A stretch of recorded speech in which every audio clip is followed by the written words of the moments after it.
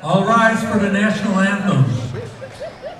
I'm sweating so. Color guard will be presented by the American Legion Cicero Post 96 and Bridgeport's PFW 5079.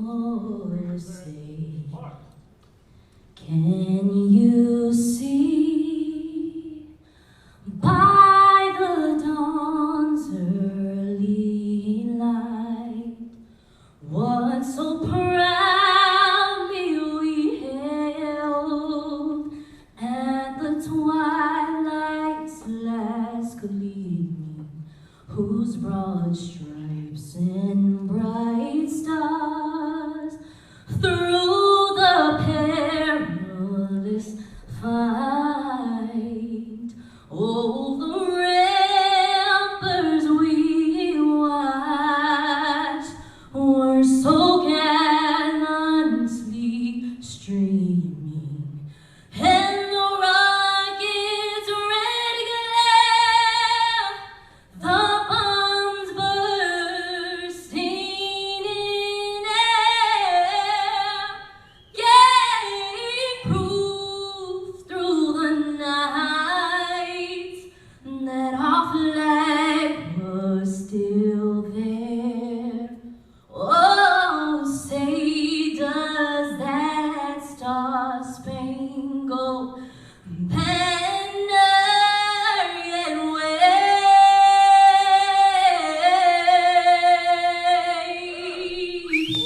over the land of the free and the home of the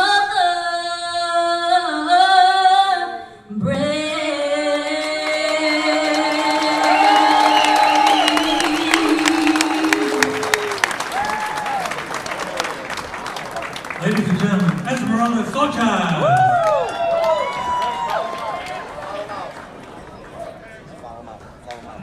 Before we continue, I'd like a moment of silence for Glenn Hudson, local trainer in kickboxing and boxing. He died in late July.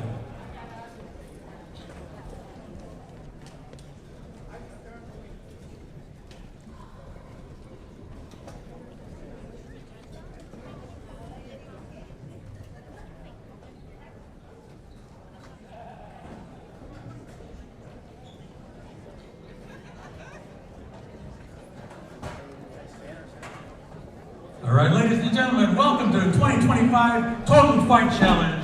Our sponsor tonight, Patrick Lubicki, LLC, an information technology and solutions company, Transomex, Hobart Service for appliance repair, Yvette's Decor Services for party rentals.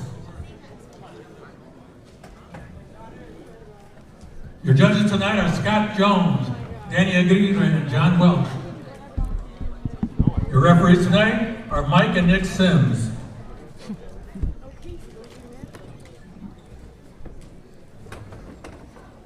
Are you ready for the first fight?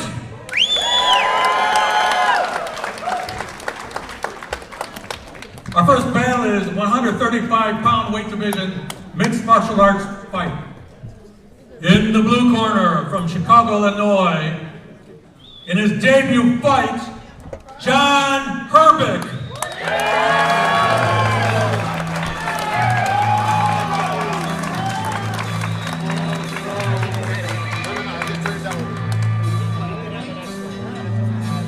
Hey, don't worry about pausing.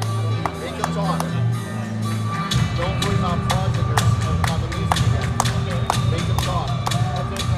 Don't yell at them. Hey, talk at them.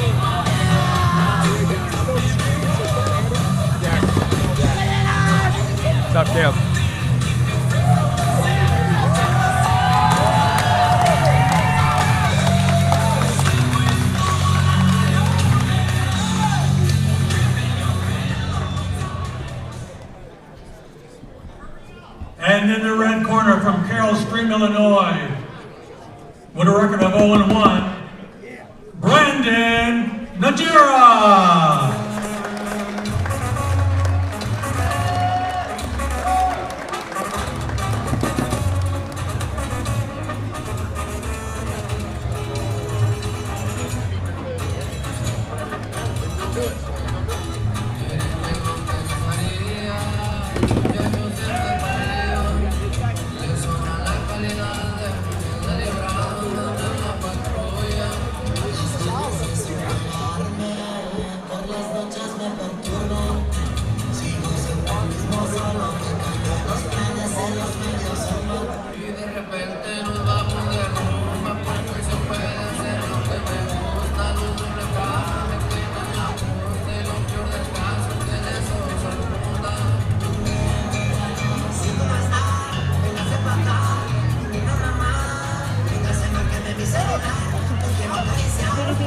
Sticking my hand in while work.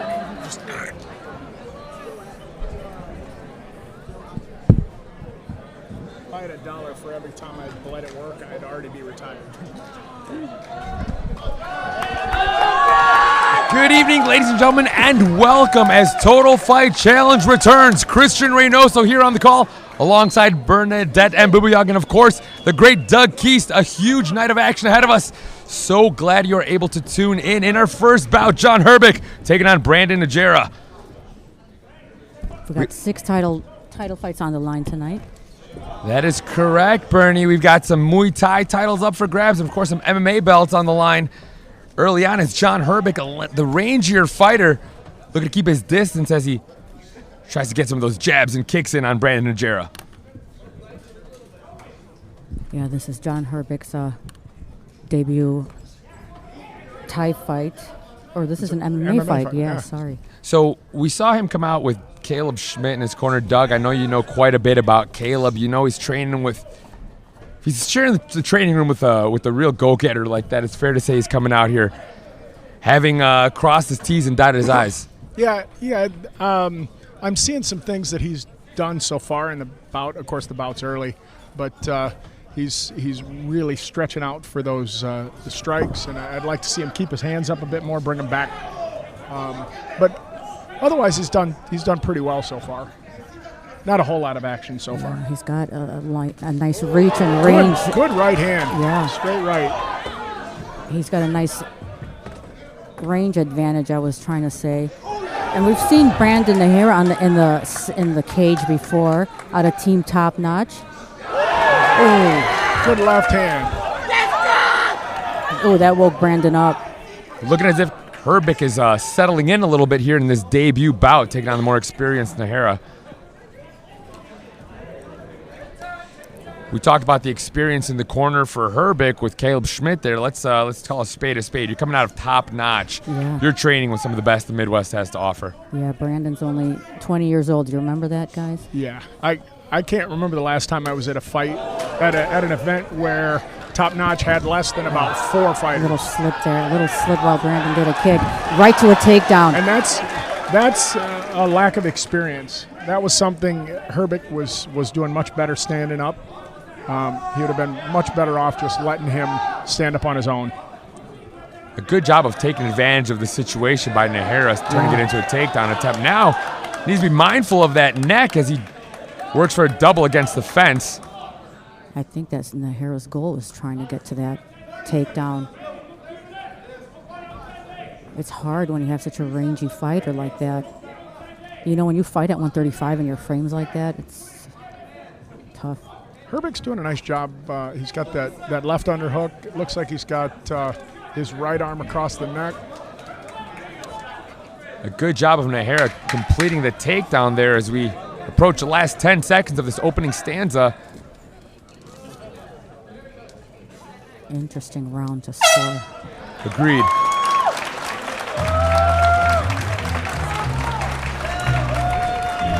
Yeah, I think I would have to give that round to Herbick, simply from the damage.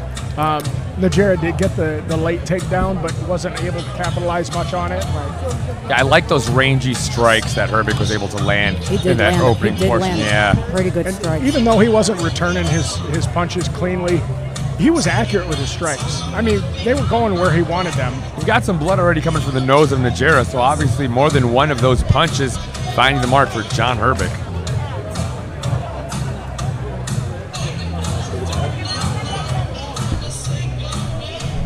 So we have Coach Mack in the corner. That is right, the legendary Coach Mac Ramos in the corner for the top-notch disciple. Whether it's churning out, young talent, or we talk about his champions of old, the Ricardo Lamases, the Mike Santiagos of the past. Mac Ramos putting out excellent fighters. For many years out of Many, Team many Top Notch, years. Yeah. So definitely a downloading period for both fighters in that opening round. It'll be interesting to see if maybe we get a different sort of approach. Looks like a little bit more forward pressure from Najera in the 100%. second round. And I know he's looking for that takedown. I believe Brandon said his strength is his grappling. Oh, nice body kick by Brandon Najera there. Najera? Najera? Depends who you ask. Oh, Good nice uppercut. uppercut. Just missed it, though. These two are most certainly game. That's one thing that we can establish right now is beginner to not beginner, regardless. Both of these guys are ready to scrap. Yeah. A little more output on round 2 here from Brandon. Well, if we remember Brandon's first fight, he started slow in his first fight, Yes, I do remember that.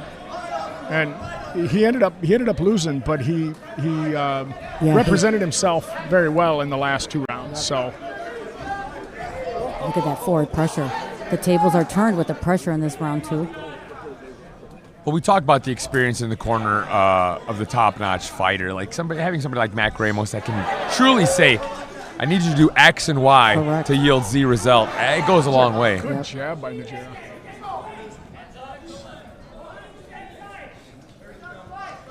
A little more head movement too from Brandon, so he's not eating some of those straights. Almost on cue, Herbig finds a home for that right jab.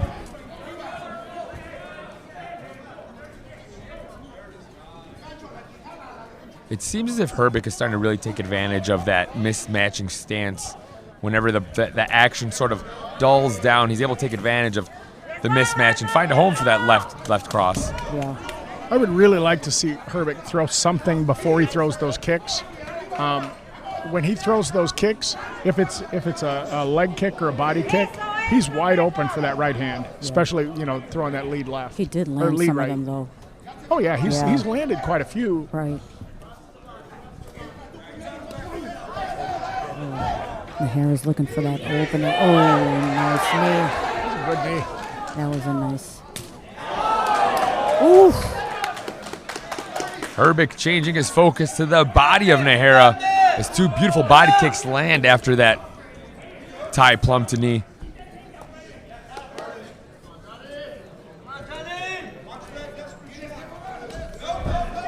There you see Najera working for the takedown. And he's Herbig's around the neck, but ended up working to the back. A nice transition to the back. Not Saved enough by the time. bell. Not enough time. Brandon doesn't care about I that. like that. Najera turns to the broadcast booth and says, "Nah, too little, too late." All good.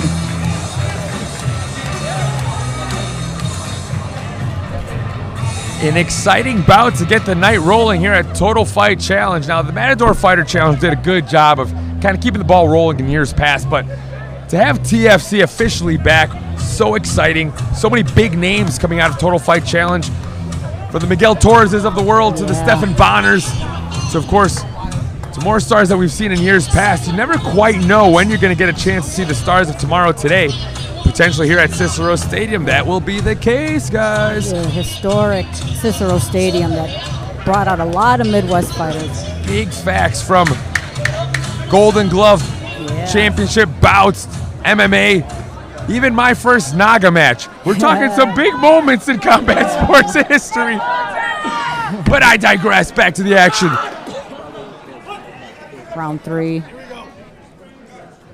Could be anybody's fight. Really good point. This is a toss 'em up fight thus far. Great moments for both fighters.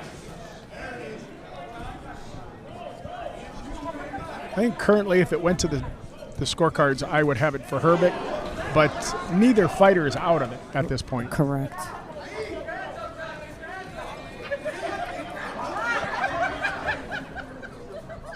And that's exactly what I meant. It still could be anybody's fight. Oof. Looking for that head kick. That's twice he's thrown that. The first time slapped Herbik's face with his toes, so. Yeah, maybe he could set it up.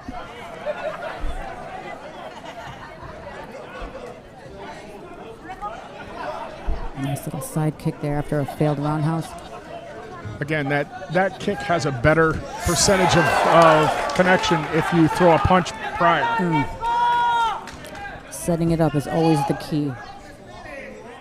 Despite also being young in his career, Nahara does a really good job of keeping his eyes wide open throughout every sequence. And for a young fighter, there's a lot to be said for that. Yeah, staring right at the chest, looking for any openings. A well-timed takedown, and this being our final round.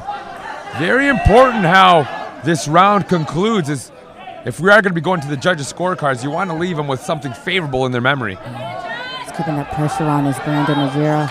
Good job of wall walking by John Herbik. Yeah, John Herbik has wonderful defense there. Nahara's got a body lock in. Nice knee on the exit there from Herbik.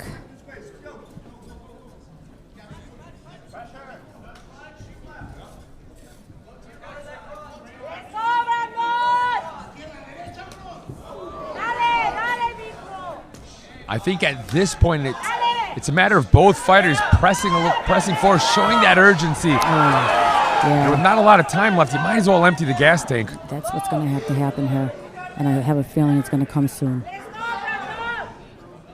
Maybe we'll have a Max Holloway point to the ground for those last 2 seconds sort of finish. We can hope. One can only hope. Be funny to see how many times that happens tonight.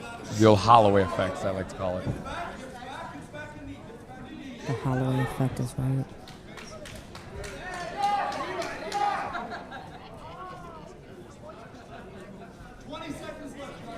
Short time in this third and final stanza in a very tightly contested match between John Herbik and Brandon Nahara out of Top Notch. Coach Caleb Schmidt is saying 20 seconds, you guys better do something. Might be speaking to both fighters.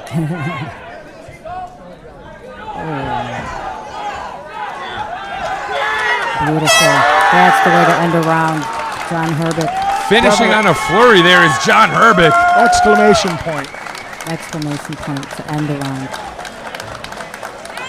And you mentioned how young Brandon Nahara is. At the end of the day, both of these fighters being able to take away a lot from this matchup. Nice job. Workmanlike performance from both fighters is most certainly going to take a lot away and have plenty to learn from tonight. As we await our judges to tabulate as the voice of Total Fight Challenge tonight, Arturo Piedra prepares to make his way to our cage with our final verdict.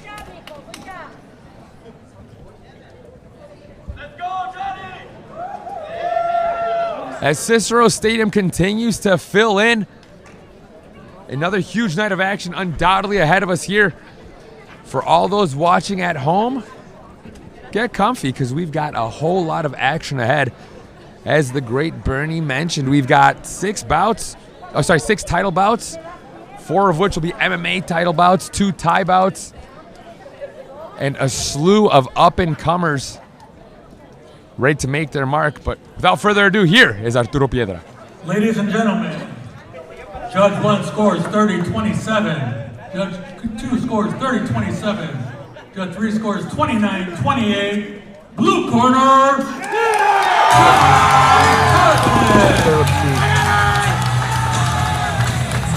I have those.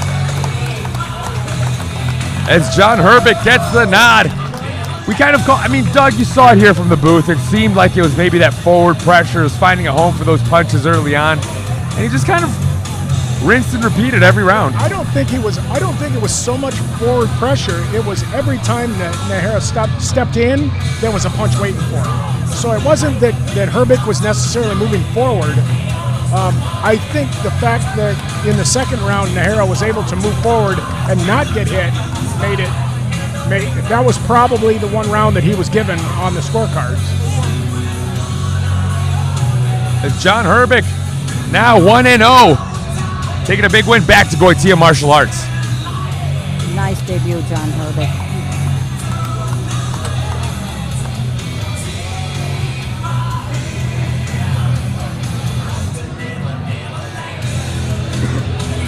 John Herbig getting the ball rolling here at TFC. For our next bout here is Arturo Piedra. Our next fight is 185-pound weight division, MMA. In the blue corner, from Lockport, Illinois, in his debut fight, Tim Spoor.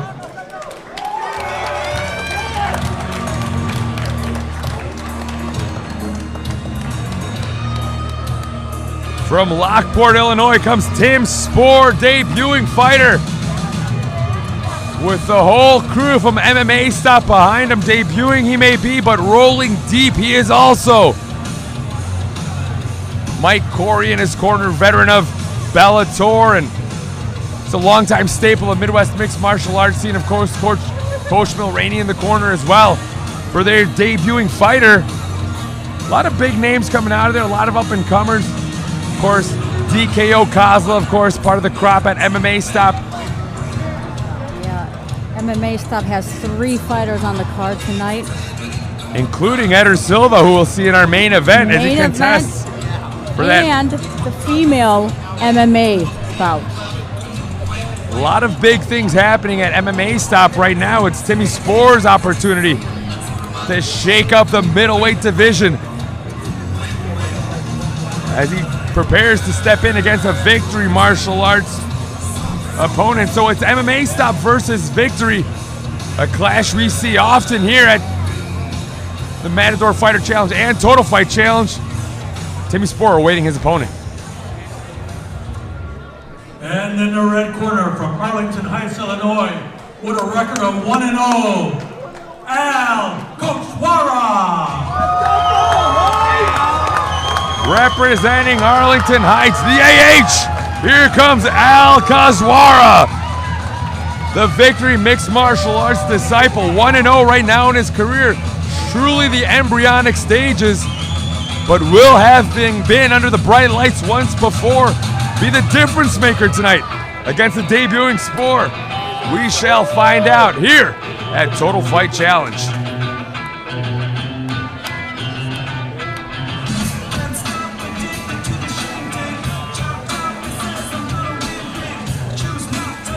Victory Martial Arts around the game for quite some time. Lots of affiliates, lots of fighters coming in from different places. So despite being young in your career, when you head over to somewhere like Victory Martial Arts, you're able to get a lot of different looks. And I think that's so important in these early stages when you never quite know who you're going to get locked in with. We shall see what is indeed the difference maker. Kazwara fitting off against Spoor. His Victory versus MMA Stop here at Total Fight Challenge. Let's go out!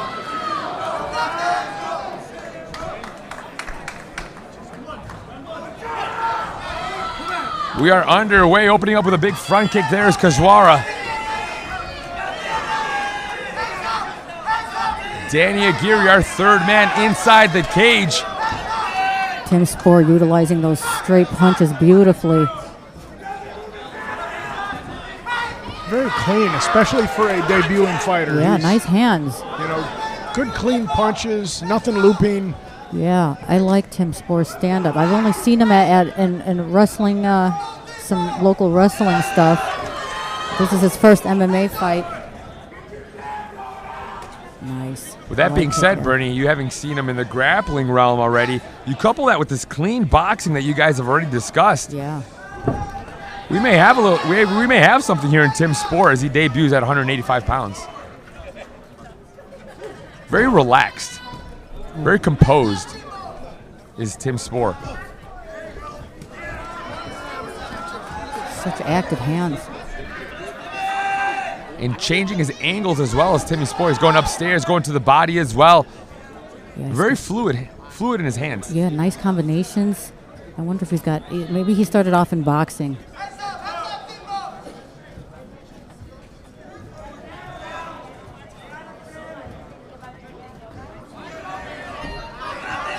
Continuing on with forward pressures, Tim Spoor, as Kazwara has been able to press a bit, but a lot of staying on that back foot for the Victory martial arts fighter. I'm not a big fan of the way that Kazwara kind of shells up and defends punches just by covering up. There's no offense from that point.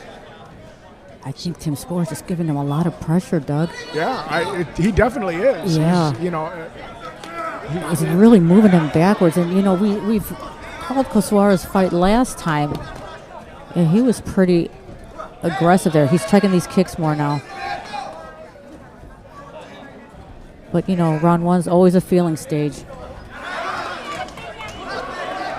And Tim Spoor is feeling it. Yeah, with that, exactly. It's a feeling period, but Yeah. Tim Spoor is showing us that despite debuting, he's very calm, cool, and collected. Yeah. We'll see if that theme maintains as this fight progresses. As we know, things can change in the blink of an eye. A deep breath there from Al Kazwara. Trying to figure out where to get in on Spoor here. 10 seconds left in this first round.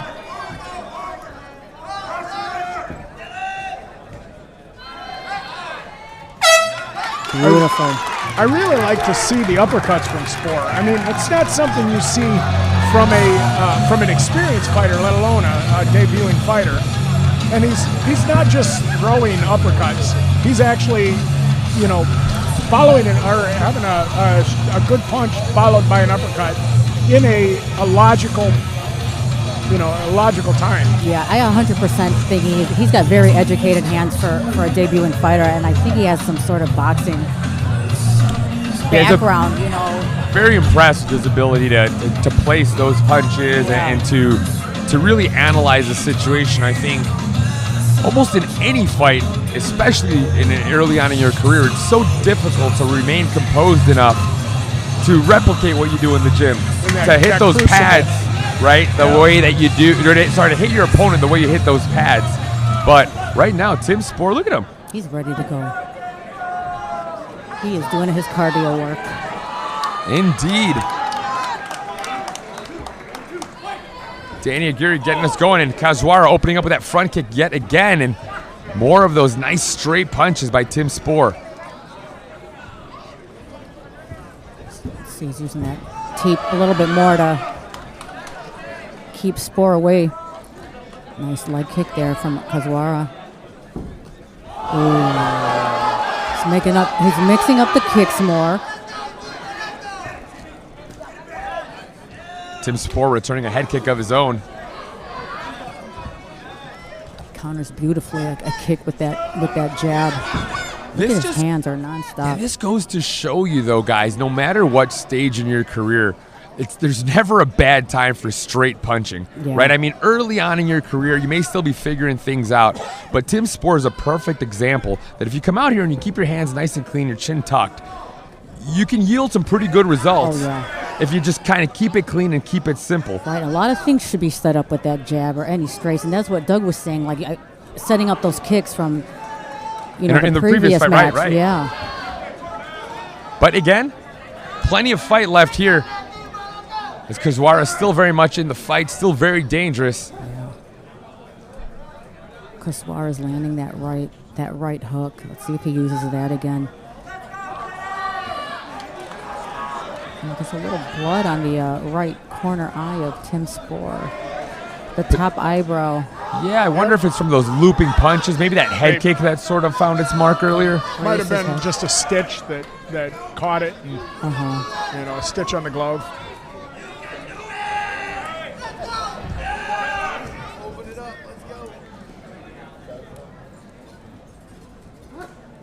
Actually, he's got a little mouse above his I right know eye. that's what it is. There's a little bit of not a just a welt. cut. There's a little mouse. It could be that that left hook of Kaswara that does indeed find its mark. Yeah.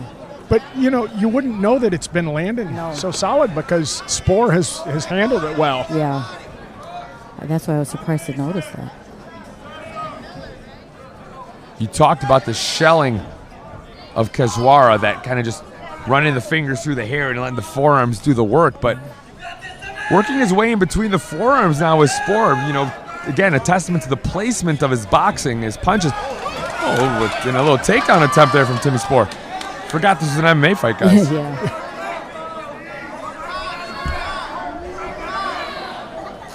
Especially for the unders. With those straight punches of Spoor, I'm concerned for Kaswara to shell up, and the accuracy that Spoor has, he can conceivably keep him shelled up for the round. Yeah, let's see if they can make adjustments in round 3. He's throwing a lot of straight punches, pretty much just a 1-2. Let's see if he can adjust to that. More head movement with a counter is what he's going to need to do. Assuming the judges are seeing this the way we are, I think it's a matter of Kaswara coming out here and doing something very different. It's time to mix things up, because if you're absolutely right. Spoor could change it up, maybe get even more progress, maybe rock Kaswara, maybe get a finish. Or he could just come out here and rinse and repeat. It seems to have been, again, we're not judges, but it seems to be doing the trick thus far in the first 2 rounds. We'll see what happens in this final stanza. I think we need to see more from the offense of Kaswara. When he lands, he's got power. Yeah. So let's give him more opportunities to land. Yeah, he does have power. I think he's capable of a knockout, but Tim Spoor does not give him any time to counter. He's nonstop attacking. And he looks incredibly composed going into this 3rd round. Actually, both fighters, I wouldn't say gas is going to be an issue for either of them. I think this could be one of our point to the center rounds. Let's do it. I am here for it. Christian Reynoso alongside Bernier Doug Keast. Nice check there.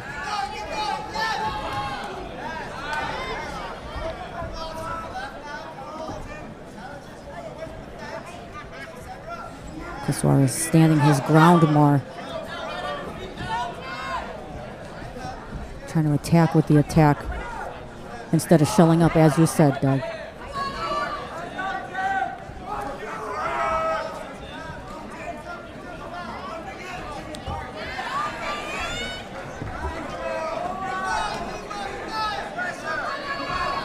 Tim Spoor does such a good job of controlling the center of that cage.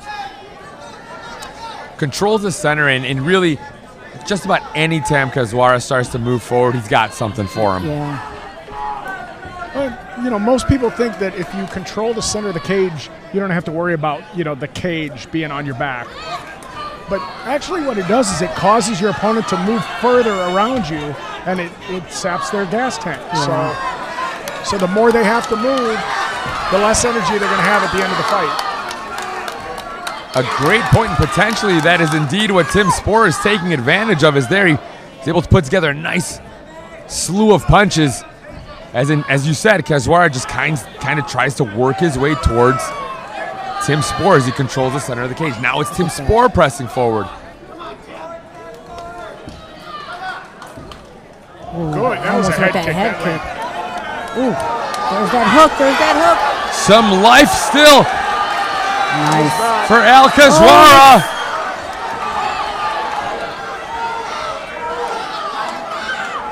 As after a landed head kick, a punch or two, Kaswara feeling very much still in this fight. Yeah.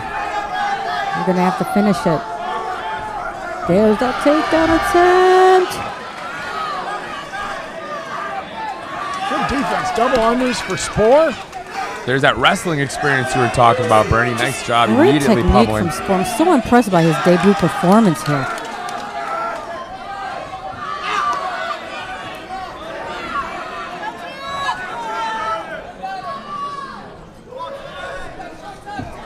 A nice right hand there by Tim Spoor as he does a great job of punctuating his combinations as well. Yeah.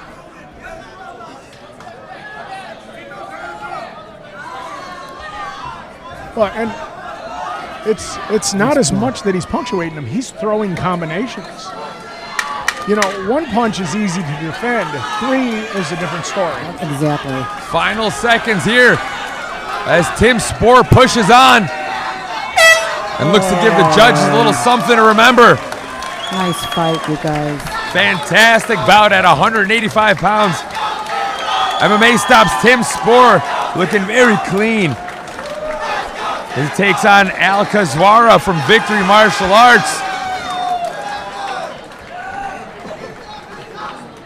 And this just our second bout of the evening here at Total Fight Challenge. Bernie, Doug, we're leaning towards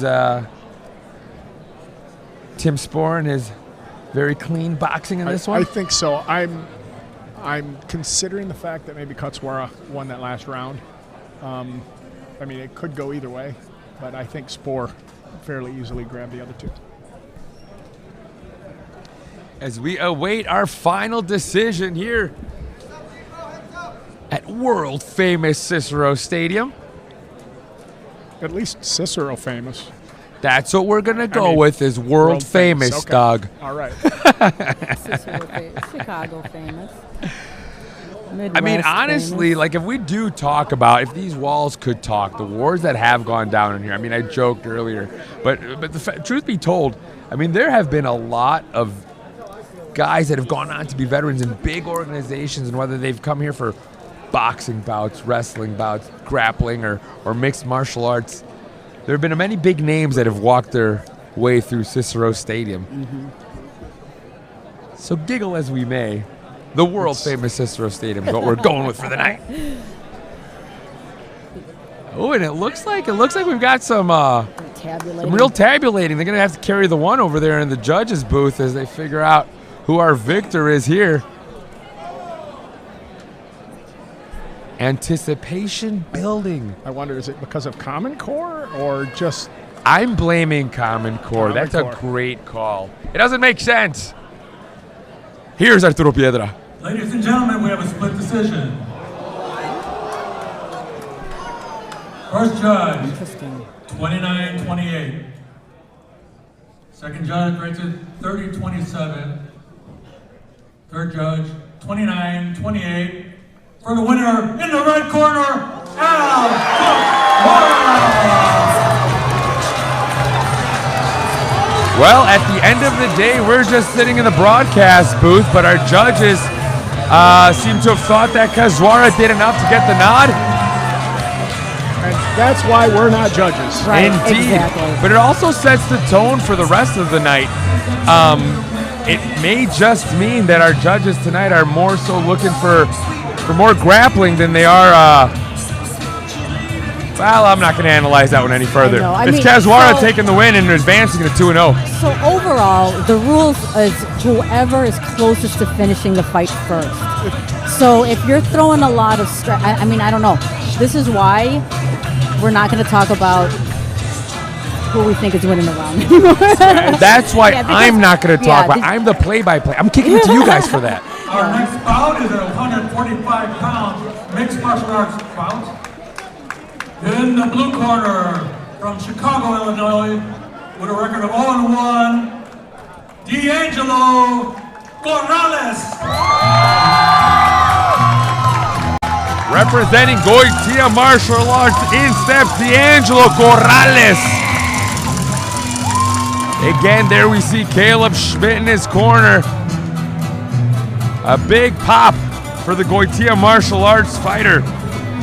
One bout underneath his belt already, but tonight he looks to pick up his first win as he faces off in a very classic showdown of Goitia Martial Arts versus Top Notch.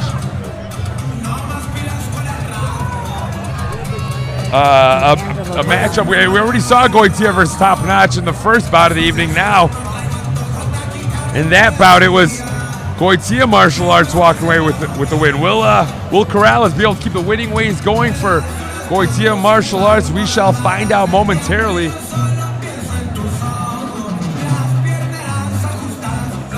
This is Corrales' debut, is that correct? Corrales has 1 bout under his belt, but he faces off against debuting Tin Bond. Oh, yes. And in the red corner from Chicago, Illinois, in his debut fight, Tin Bond.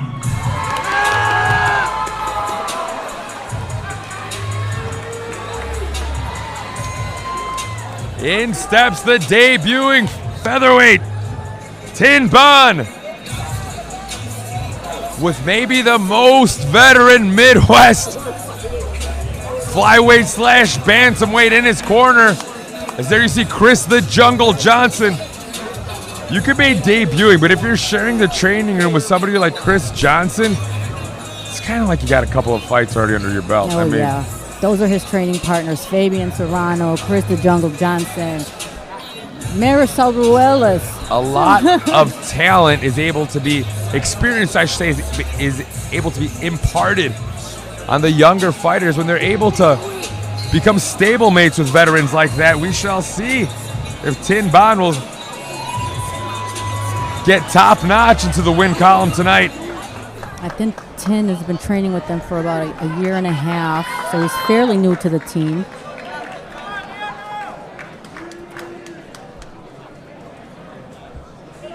Nick Sim will be our third man inside the cage, keeping things copacetic.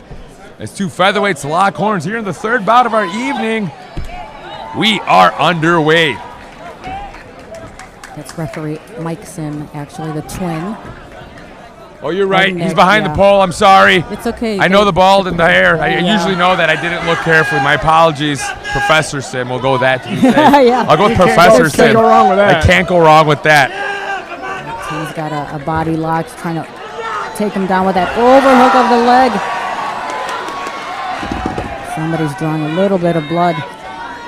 Landing inside the half guard of Corrales is Tin Bond, right in front of his corner. So, Bernie, let's talk about that. And your fighter lands right in front of you inside of a cage. Are you just shouting through the fence trying to play him yeah. like a video game? Yes, 100%. Some fighters are able to take those instructions. Some are kind of in that blackout zone. Yeah, Right. yeah. Yeah, it looks like there was a headbutt or something. Yeah, I see it. Because Corrales has got over his left brow in his hairline. I can't There's really some blood. see what he's trying to set up there. But now he's going for some ground and pound. Nice hip pressure to keep control. He's leaking pretty well. I mean, there wasn't a whole lot of striking exchange. I'm guessing it had to have been a headbutt. But Inadvertent. during that scramble. Well, we'll need a break in order for us to see what it is. But if I'm not mistaken, it could be Tin Bond that's cut over that left eye. No, it's Corrales over his Corrales. left. Maybe they're both On the brow, on Maybe, the forehead. maybe it was both of them. Oh, that means it was a headbutt if you did Correct, see something correct. on. Yeah. So now he's in the guard of Corrales. Can't see is he controlling the pressure on the bottom there? We've got the bad angle here. I'll tell you who's got a great ankle is Chris the Jungle Johnson is literally inches away from his fighter Tin Bond Just through the perfect fence. Spot. Perfect spot. Now inside the full guard of D'Angelo Corrales is Tin Bond.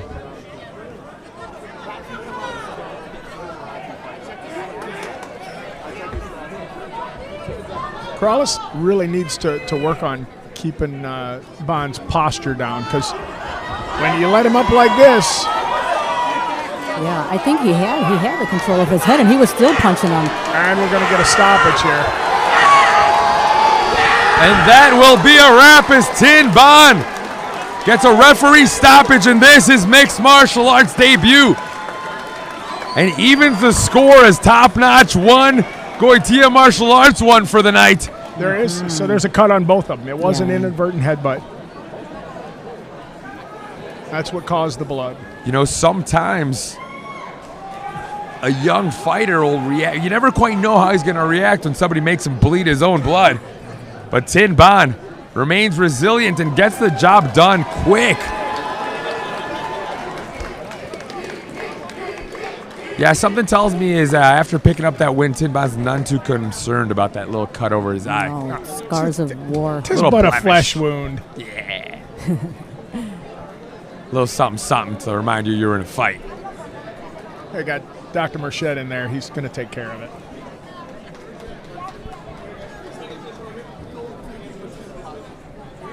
Well, our first finish of the night is D'Angelo Corrales and Tin Ban face off. Winner, Tin Ban! Tin Ban, your winner by way of stoppage.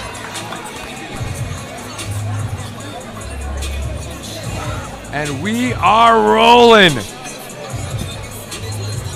Bout 3 is in the books. There you see Tin Ban picking up the win, much to the chagrin of Chris the Jungle Johnson and Coach Mac Ramos.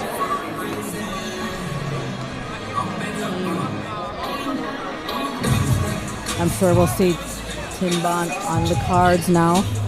That was a beautiful debut performance. And I'm sure we'll see D'Angelo Corrales as well. He didn't seem too pleased with that finish, so right back to the drawing board. Our next bout, 145 pounds of Muay Thai action. In the blue corner, from Hammond, Indiana, in his debut fight, Matthew Taylor. Matthew Taylor, the first representative of Torres Martial Arts, making his way to the cage for our first Muay Thai bout of the evening. There you see former WEC champions Miguel Torres, along with the first ever bantamweight champion of the WEC, Eddie Wineland. What a corner. You don't get a much better corner than that. You want to talk about an all-star crew. They're debuting Matthew Taylor, a true embarrassment of riches, in his corner. Torres Martial Arts is always a supporter of the TFC show, Matador Fighter Challenge. They're on every show. I mean, it's truly coming full circle. I remember myself as a kid going to see Miguel fight at Total Fight Challenge shows. Yeah. And he was a legend for the Midwest back then. You know, at the WEC, there was not a lot of Midwest people on there. Those who knew, knew. Yeah. I remember training with him when he was a blue belt. And now both black belts? He has one. And in the red corner from Chicago, Illinois, also his debut fight, Juan Zaragoza. Juan Zaragoza making his way to the cage from Mission Mixed Martial Arts. Muay Thai legend Syed Hatim in his corner. Some very strong corners for two debuting fighters. Yeah, that's Munir Abuzir, another one of their strong Thai fighters. We've called a couple of his fights. Correct, Munir Abuzir, if I'm not mistaken, a veteran of the Matador Fighter Challenge cage.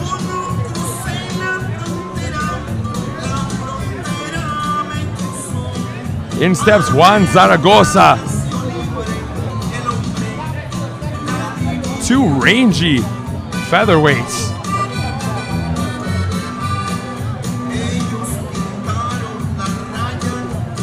Both very calm, but you already know that calm. Let's call it like it is. Nobody's really that calm for their first bout, right? It's all poker faces, right? They look calm on Well said. They look calm. Inside, their stomach is doing flip flop, doing cartwheels, and I think back to some of the most stoic fighters, and I always think of Matt Hughes back in the day. He was maybe one of the most stoic. I saw in a recent interview said he was terrified every single time. Right. Which makes it, I remember that. If he could say that, I could say that. I was scared too. These guys are. Of course. But what a good job of getting out here and ready to fly the flag for two big teams, Mission MMA and Torres Martial Arts, facing off in the form of Matt Taylor and Juan Zaragoza. Rough.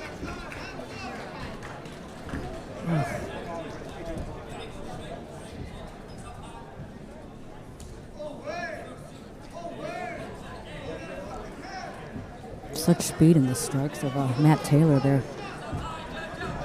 Oh, nice. Well, if there's two fighters that know how to use their rangy frames in these lighter weight classes, it's certainly Eddie Wineland and Miguel Torres.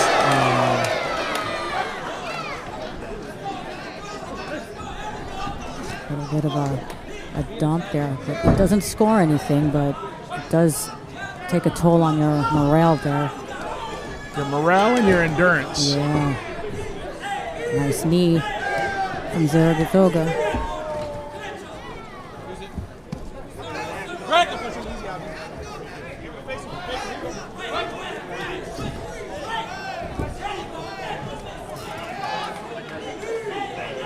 Nice clinch work there.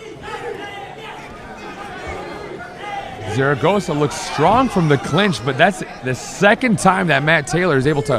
Well, third time, really. I mean, the second time he went down to his gloves, but that was it. He's doing a really nice job in the plum.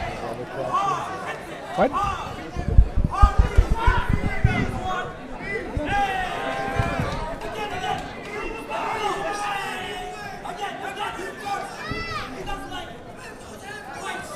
This is a great matchup, you guys. Taylor's doing a really nice job. Yeah, Taylor looks very confident and very proficient in his strikes.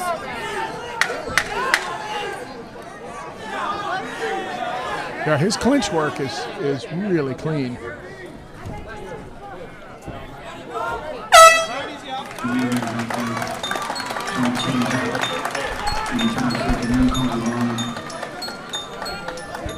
Everybody wants to fight.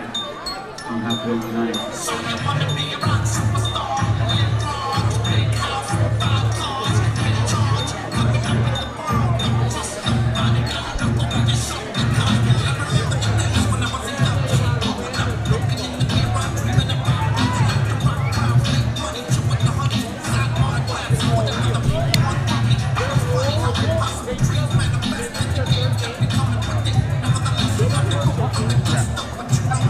Yeah, I really think that Zaragoza has to be a bit crisper. You know, he's not getting off as much as Taylor, and he's a little wild. If he tightens things up, I think maybe he can see some more success. When he's in the clinch, the knees are strong, but he needs to have more success at range. Matt Taylor's pretty aggressive right away with that body kick. Nice body kick. He fights backwards. Even though Zaragoza is giving him pressure forward, Matt Taylor's landing stuff as he moves back. And he's so fast. He is very fast. I think that's what's making Juan settle down. Oh, a little separation from the ref there. I missed it. There's that pressure again. You know, Zaragoza is excellent in the clinch as well. He lands a lot of knees in there.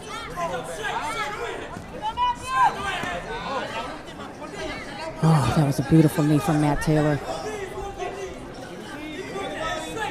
He keeps going for that off balance. Yeah. He's been successful several times with it.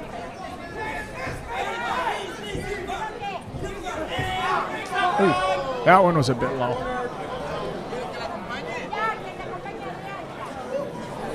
Slight break in the action is from the Thai plum, a knee touch below the belt there for Zaragoza. Yeah, that was accidental. Yeah, but accidental or on purpose, they all hurt the same. Well, mostly the same.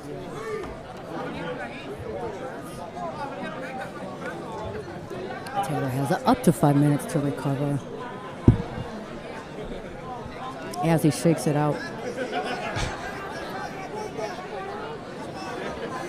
It's tricky because oftentimes if momentum is in your favor, you want to take that time, obviously, to recover, but at the risk of potentially slowing down that aforementioned momentum. Yeah, that reset, you know, sometimes it'll be helpful, sometimes it'll be helpful to your opponent. As a coach, I preferred when my fighters took their full time so that they could be fully recovered. but I know as a fighter they don't want to stop. They just want to go, yeah. Yeah, let's just get it over with.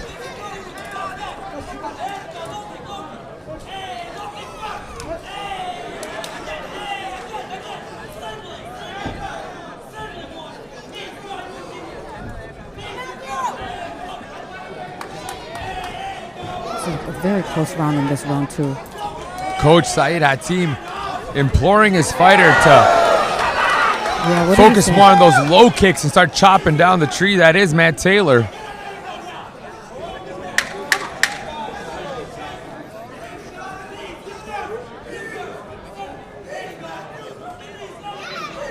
Oh, that was a nice knee.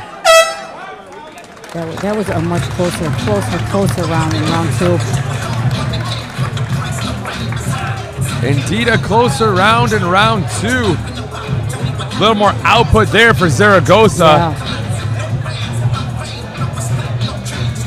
He was quite a bit more successful in that round. It's just really difficult. Taylor is so long and rangy, and he's got such speed. It's an interesting puzzle to try to solve.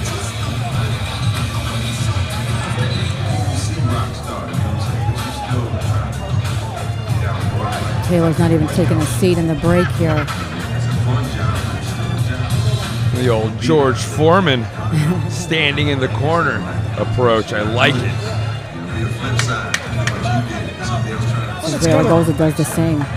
It's got a psychological effect, on your opponent, on yourself. Potentially, yeah. Third and final round. They're talking to each other, having fun. So crisp is Matt Taylor there, but look at Zaragoza.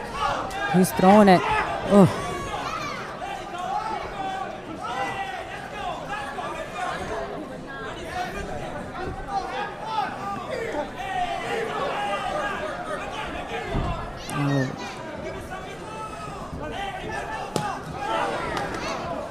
A nice 1-6 to the body there by Matt Taylor.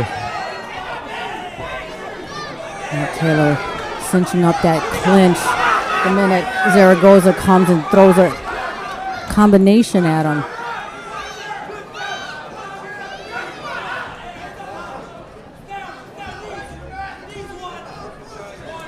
Zaragoza has to stop rushing in.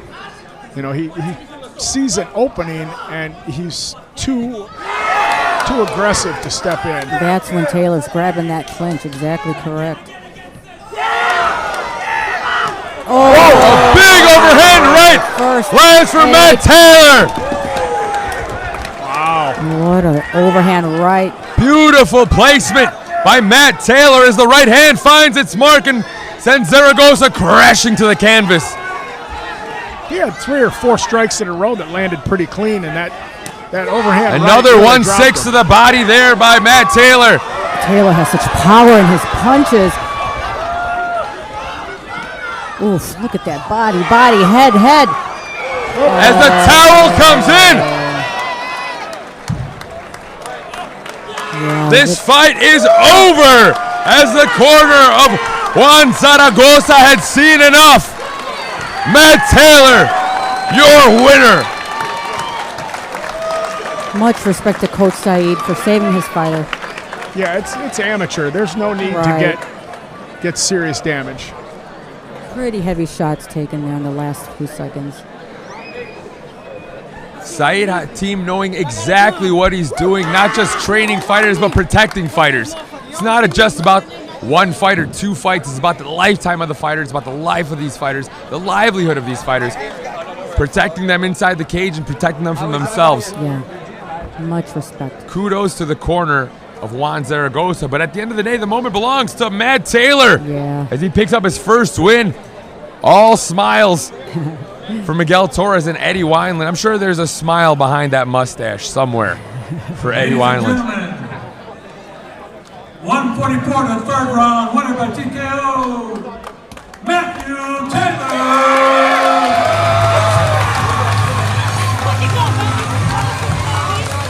Very hyped is Matt Taylor. I think he was trying to tell us not to forget him. when he came over to run. Came over to the booth to run and say something. I don't think I'm going to forget No, it. we won't. That was an excellent performance. That was a beautiful performance. Very crisp Really in his strikes. Crisp and good head movement, powerful. Fast. And look at much. I love when they show respect like that.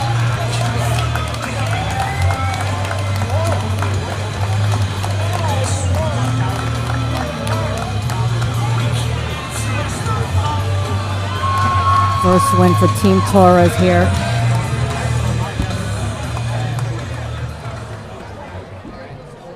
The next fight challenge will be Friday, November 21st. It's going to be a Matador Fighter Challenge. This is the TFC Total Fight Challenge. And we are now going into intermission.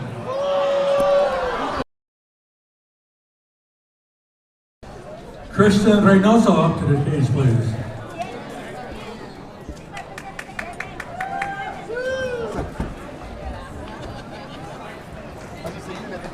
Good evening, ladies and gentlemen. I am here with the legends that are Miguel Angel Torres and Eddie Wineland. Such a pleasure to have you guys always in attendance, obviously. True legends of the sport, but to be here for Total Fight Challenge, an organization that both of you guys cut your teeth in.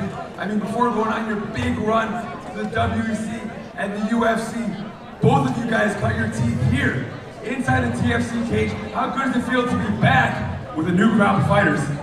Thank you very much, Joe Gortia, and God bless America. USA! I love it.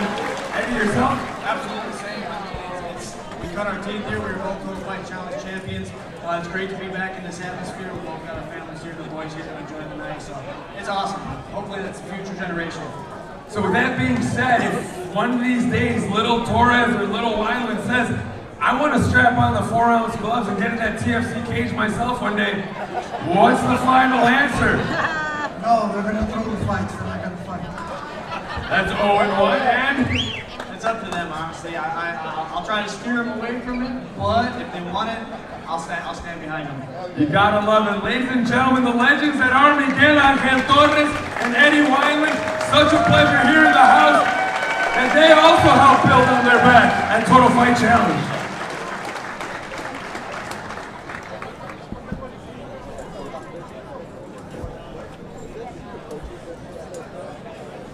All right, we now resume with our regularly scheduled program. In the blue corner, Miguel's like, from Chicago, Illinois,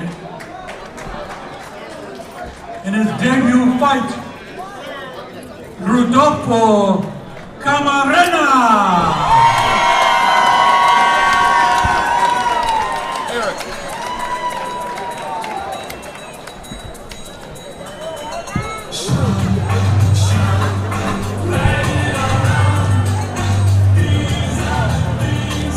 As we are back with more action here at Total Fight Challenge.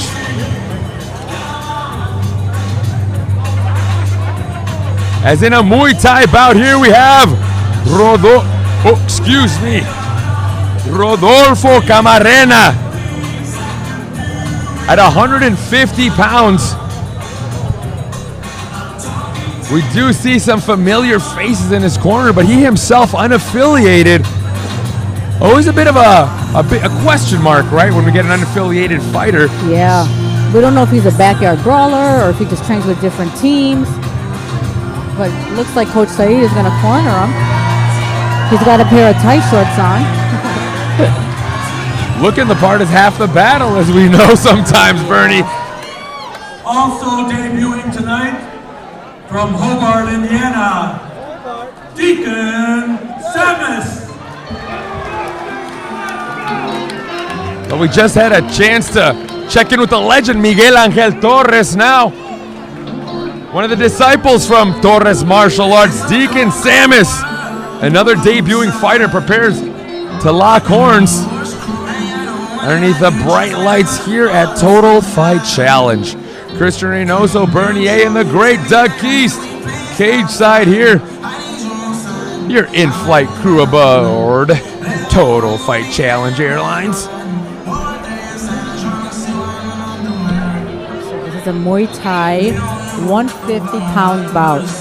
So Team Torres, I don't question their jiu-jitsu, their MMA, but this is their second Thai fight on the card, correct? And their first Thai fight was amazing. It was a banger. It was beautiful. It was Matt Taylor. And you know what? If I'm not mistaken, Deacon Smith making his way to the cage with a signature Torres martial arts Mississippi mud flap in the back. It's business in the front and party on the back all night long. Party in the back. You already know it's Torres martial arts, always styling and profiling. It's Deacon Samus's chance to fly the Torres martial arts flag in the house that Miguel Torres helped build. Total Fight Challenge. It's Samus versus Camarena.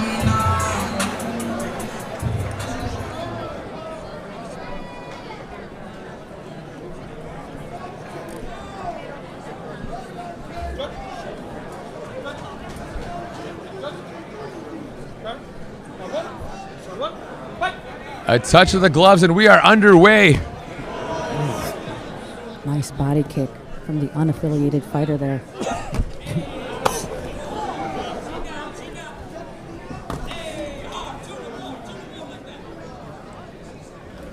Ooh. Lost his balance. Little slip.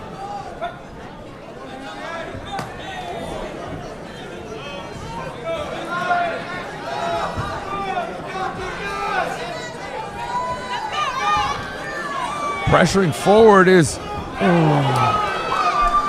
Was that a slip? I couldn't see. It was a quick Okay. drop, yeah. Well, it was an inside leg kick. It dropped him, but not. He just took his foot out. quick from under Yeah, him. sucked him out. All right. Ooh, look at the Big power right in that hand. Wow. right hand of Samus. That's a good point. When he is connecting, you are seeing that there's certainly something behind the punches of Deacon Samus. Yeah. And he's not throwing any punches just to like feel range. He's throwing out punches to make, create damage. Yeah, nice body to the head shot there from Deacon. Camarena is game, but when he's rushing in with his chin up, it's rather concerning because Samus is really finding the mark in time. Oh, those spinning back kicks. Sometimes I hate, As a coach, do those bother you guys? Yeah, it really does. Unless Eddie does them. Right, I get fair enough. Oh, shit, his foot. I've noticed that. Yeah, the left leg of Camarena has slid out from underneath him more than once. Yeah, I think he hurt it in the first minute I saw. I couldn't tell, but now I'm noticing. He's got the best success with that rear leg kick, though, in his southpaw stance. But I don't know if he hurt his toe or... Maybe an ankle. I did notice a grimace after the first slip. Yeah. But again, we're just kind of reading into the situation. First round is in the books. Rodolfo Camarena taking on Deacon Samus from Torres Martial Arts.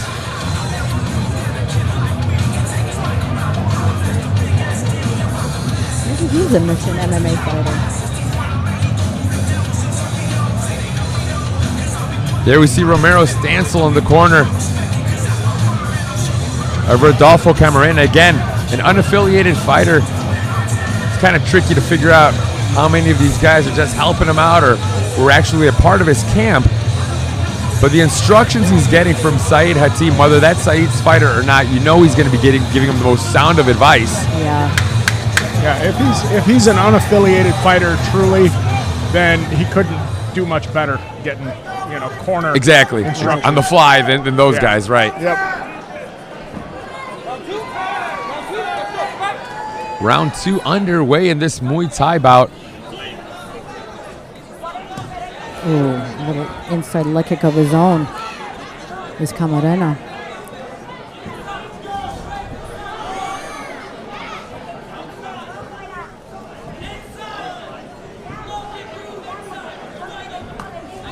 Camarena does a good, when he does attack, he throws those kicks that do seem to come with some power, but much like you mentioned earlier on in the night, Doug, those kicks, they need to come with a little something.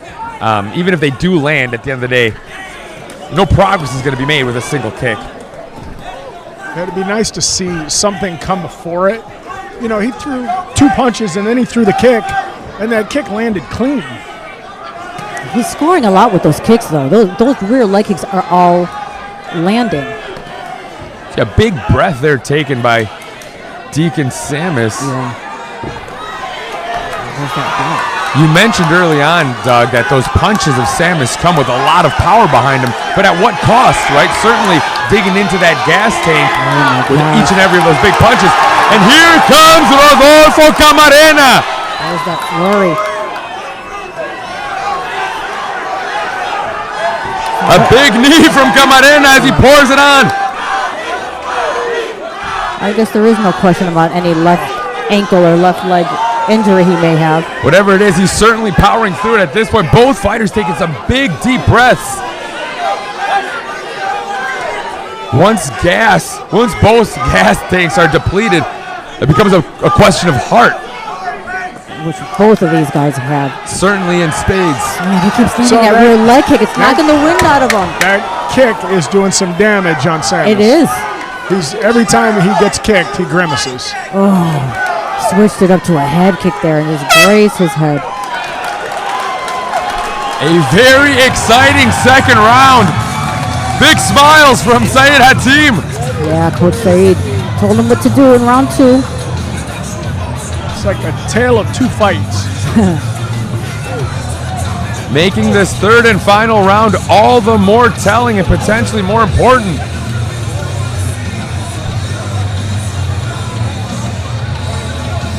If you're in the corner of Samus and you're realizing that gas is certainly, it's running thin, what do you do to implore your fighter for this third and final round, guys? You got to defend that rear leg kick. That has been the most successful that Camarena has thrown. And because of that, I think it may have injured him. I'm not sure if that is just gas tank. I think it took the wind out of him. He landed several very hard body shots. That kick has found its home mostly because he's thrown it from that mismatched lead. So it's landing on that liver side. Yeah, he's going to have to defend that and then counter. All the confidence coming out is Camarena. Now that same inside leg kick that Samus was doing in the first round. Now Camarena returning the favor. Yeah. There's some of the pep step in his back. Oh, a nice job of following up the round kick with a punch by Camarena.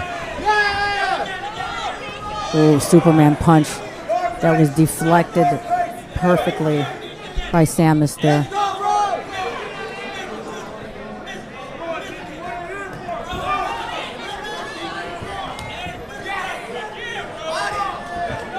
Nice cut kick by Samus.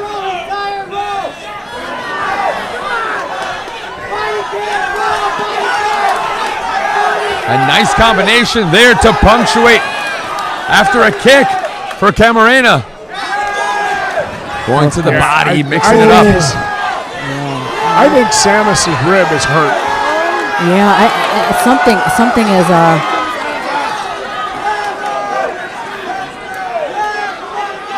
look, his arms are red from whatever kicks did not land on the body, landed on the arm. Right hand, though. Using that inside leg kick. The tide certainly shifting to Camarena, but every now and then Samus reminds us he's still in the fight with those big overhands. Oh yeah, Samus, the power in his hands could, if he gets caught, if Camarena gets caught, man, that rear leg kick is everything. Yep, that has changed the course of this fight. Yeah. Oh, he's gasping for breath. Yeah, I don't know if he's not guarding that rib. I'm not sure if that, but look at his arm. Oh, that was a beautiful knee from Camarena there. A jumping knee and a 1-2 to cap off a banger of a Muay Thai bout as Camarena and Samus, 2 beautiful debuts.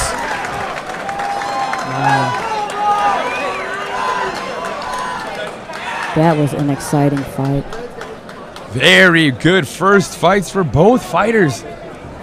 We may have something in these two guys, Camarena and Samus. You could teach technique. You could sign up for any team you want, but you can't teach heart, and both of these have it. Both these guys have it. We await our final decision as our judges put their minds together.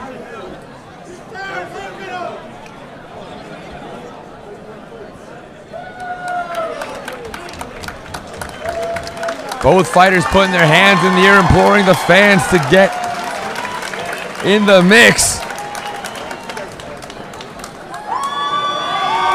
A very close bout, and again, as you said, a tale of two fights from round 1 to round 2. Yeah. Definite shifts of momentum, with the third round kind of feeling like it was going to be the deciding factor. Ladies and gentlemen, 29-28 across the board. Winner, blue corner, Rodolfo Camarena.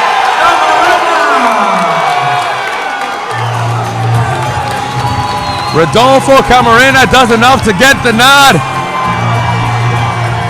here at Total Fight Challenge. A strong outing for Deacon Samus, but Camarena able to pull this one off.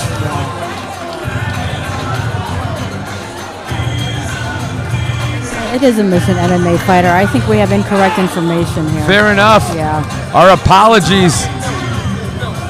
Because at the end of the day, if that is a Mission MMA fighter, then Syed Hatim's got something on his hands. Yeah. A heck of a lot of potential. Our next bout is 155 pounds mixed martial arts battle. In the blue corner, in his debut fight from Chicago, Illinois, Ryan Bloomberg. Representing Chicago Fight Team, the debuting fighter Ryan Bloomberg. Coach Roberto in his corner, also veteran of the Matador cage, Luis Diaz. Walking out the debut, and yes, indeed, Dronsky. Yeah, Ryan Bloomberg's been trying to get on the card, and he's excited. He finally has a matchup here. There is a new crop of CFT fighters coming out. Well, if their history is any sort of indicator of what we have coming, potentially some future legends coming out of CFT. Yep. Tonight it's Ryan Bloomberg's chance to make his mark underneath the bright lights. Look at how long and lanky Ryan Bloomberg Also is. debuting tonight from Miller Park, Illinois, in the red corner, Jakai Jones.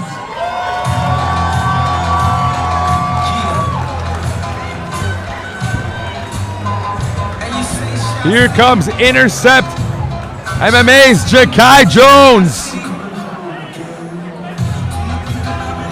Debuting fighter, but so much momentum coming out of Intercept MMA. Coach Danny Summers. Danny Summers, I'm not mistaken, I think I saw Head of Oscar Intercept. Gerardo back there. Corner Oscar Gerardo and Matt Leonard, is that? Indeed. Yep. The Jiu-Jitsu Jesus. The of the Jiu-Jitsu bloodline. Jesus. Amen. As sacrilegious it may be, I'm happy to see the high-level talent in the corner for the debuting fighter. Of course, Tyler Funky Bones Jones, of course, also residing out of Intercept MMA. He's got a big fight coming up. So you know there's a lot of talent all working to sharpen the sword together at Intercept MMA. Jakai Jones making his MMA debut here. You know, we get spoiled with these fights. There are so many good gyms in the Chicagoland area. Yeah. How often do we have a fight where there's a fighter that comes from a gym that we question the gym? Seldom. Never. Seldom. Yeah. I can't remember the last time. Here we go, two very long and lanky Yeah. lightweights.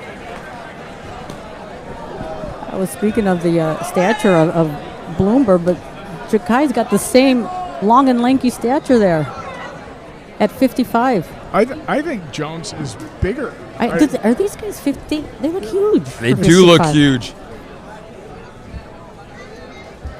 Ooh. And potential axe kick. Nice little Taekwondo axe kick there. Ja'Kai Jones.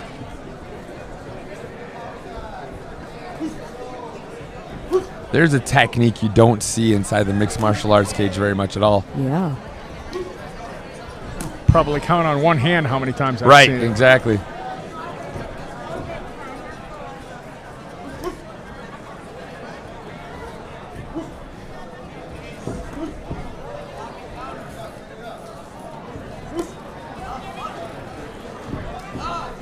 Those guys are using a lot of kicks here.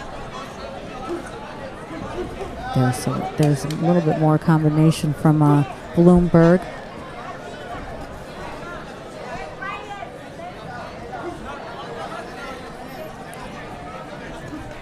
Bloomberg continues to hold the center of the cage, but you can see the explosiveness very easily of Ja'Kai Jones. Yeah. Bloomberg is the more active fighter, but he's not landing a whole lot. It's almost a ranging technique. Yeah, more of that feeling out, you know.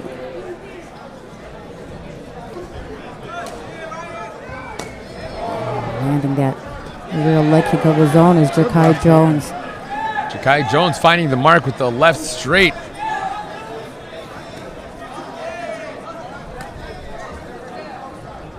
Someone's going to land that head kick today. One of these two guys.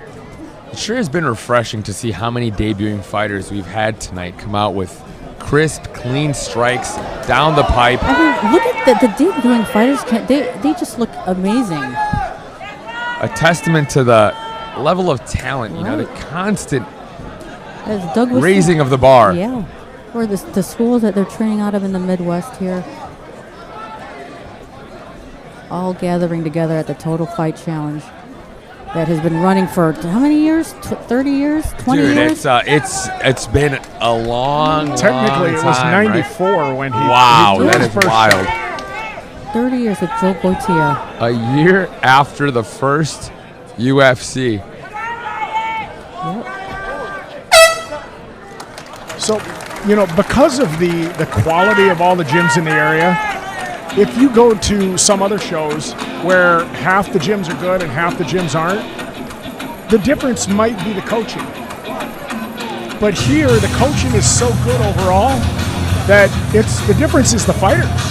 You know, it's truly which fighter is better because the coaching is all really, really top notch.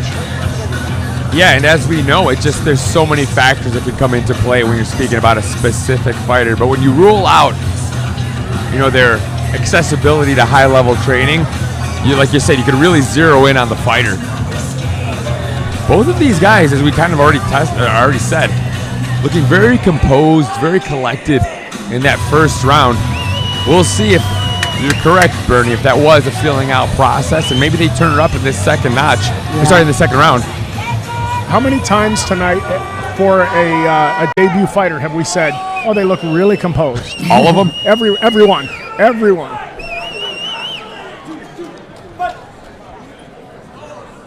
Round two.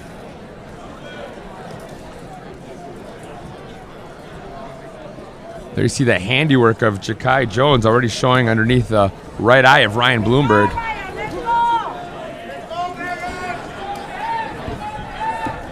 Both these guys are locked in. Look at their eye contact. Those kicks of Ja'Kai Jones, you can tell that even though they're getting blocked, Ryan's going to have some very sore forearms tomorrow morning.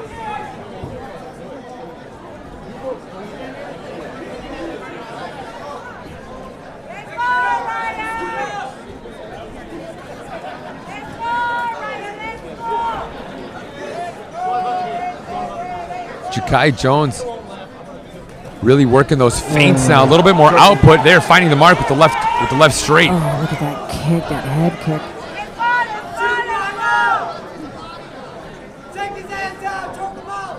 As you said, Doug, Bloomberg has a lot of output, but Jones is the one that's throwing with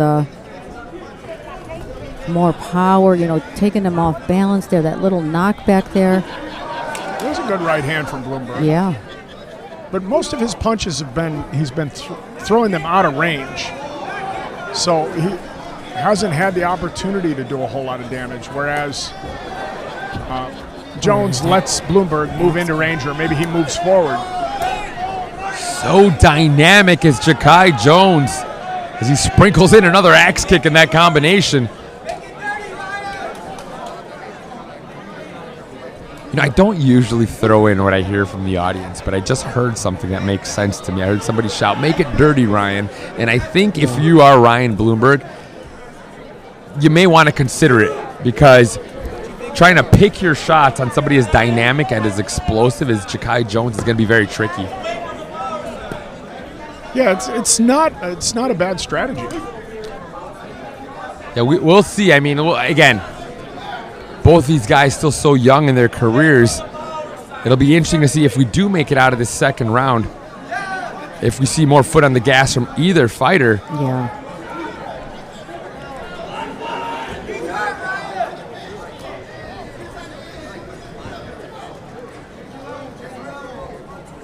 I think just to echo both of your sentiments, it's just clear that when Ja'Kai does get off, there's just a little bit more explosion, a little bit more pop, and a little bit more reason, if you're a judge, to remember those exchanges. Yeah.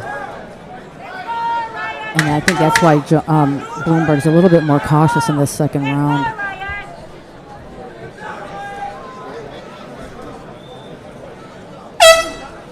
But caution is not going to get you the Not going to get you the nod. Yeah.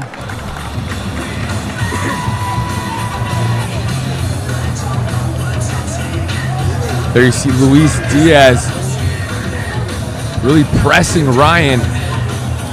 Oh, can't wait.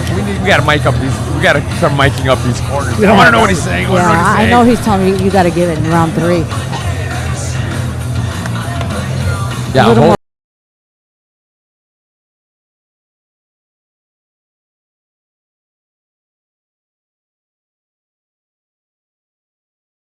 If you're Danny Summers, are you, I mean, a little bit more just in case? A little more? More of the same. More of the same.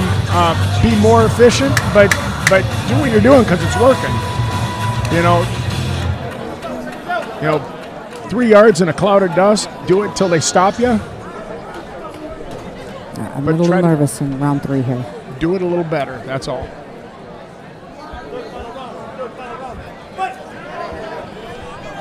Ryan Bloomberg and Ja'Kai Jones at 155 pounds.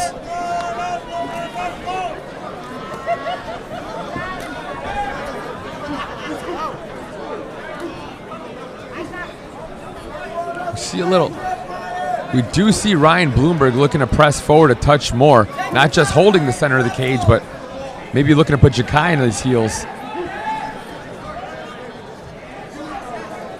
I have to check the card again if this was a time match or an MMA match. Right, we've not seen a whole lot of grappling exchanges, as they're both more than happy to slug it out on the feet. Yeah, this is such an evenly matchup as far as style goes.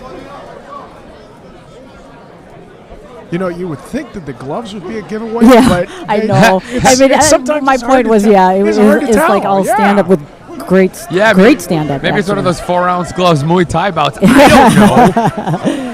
I've goofed up one thing tonight already in the previous fight. Does that mean that we're working towards bare knuckle?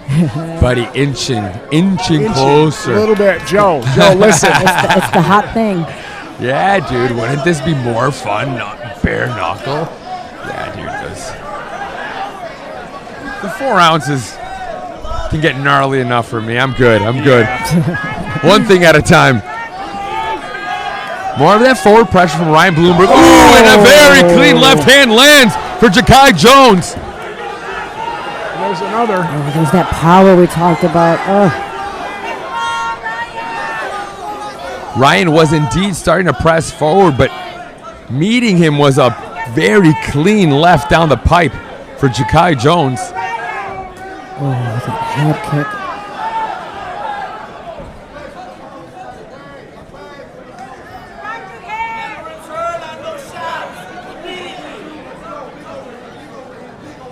They're calling for a big overhand there. One thing I'm really impressed by is Ja'Kai Jones remaining so calculated.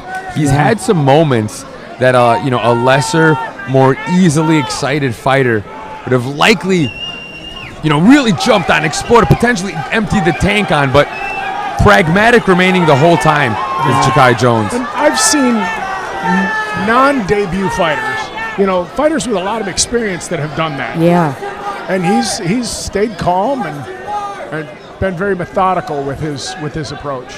Yeah, oftentimes if you're starting, you just want to throw, you want to look aggressive. He's got all intention in whatever he throws. He saves all his energy for when he sees he could cash in on. Oh, that blood is really flowing on the face. And that'll cap off this very exciting bout. We saw a little mouse forming underneath the right eye of Ryan Bloomberg, but at some point during that third round, slicing it open was Ja'Kai Jones. As the doctor will check out the handiwork of Ja'Kai Jones on the face of Ryan Bloomberg.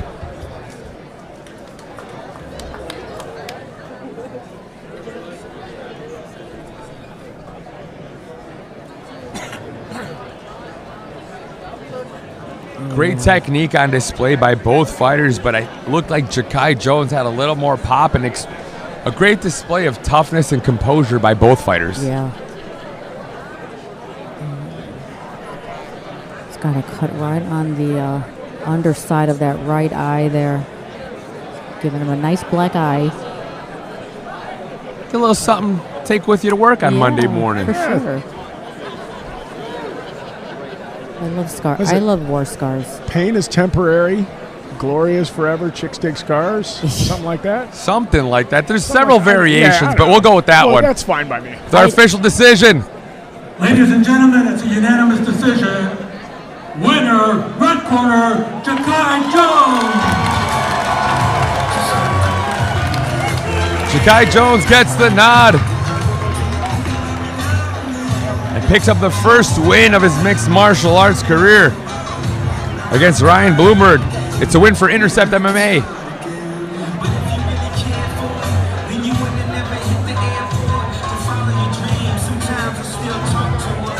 So much talent inside the walls of Intercept MMA. And as I always say, when all of you guys when there's so many fighters underneath one roof, all training, all preparing at the same time, there's that different kind of energy that everybody can feed off of. And that's why we can't even tell these days, these debuting fighters, they look amazing in the cage because they're fighting with all these high-level, local MMA stars, Pros, yeah, guys that have already been there and done that and can make sure that, or help you not make the same mistakes that they potentially did. Yeah. And everybody helps each other grow. It's just, It's that whole iron sharpens iron. Yeah. So once upon a time, there was like holding. I hold my techniques. You got yours, right? Like many men. But then we're talking way back before the YouTube days when everything was out there. Yeah. And you know what? At the end of the day, everybody benefits now that it's all out there. Everybody, the water, it rises that much higher. Right? At the end of the day, the bar is that much higher. I think it used to be that, gyms, everybody, when they sparred, it was a fight. Right. You're right. You're exactly right. They weren't training. They were fighting. It's just a brawl. Yeah. Right. And you learn from getting your ass kicked. And that's why fighters like Jamie Varner retired early, because he took a lot of damage and realized that there's a better way. Our next bout is 135 pounds of mixed martial arts action. In the blue corner, in his debut fight from Tinley Park, Illinois, John Pappas.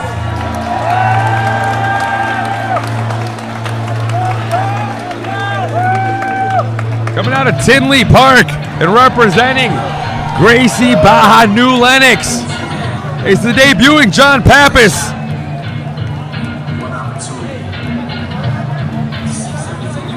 So most fighters that we get to see inside of our cage are well-rounded, and whether they represent a jiu-jitsu team or a boxing team, they usually have all the tools necessary But it is rare that you see somebody coming out representing a straight jiu-jitsu team. Yeah. John Pappas coming out representing Gracie Baja Jiu-Jitsu.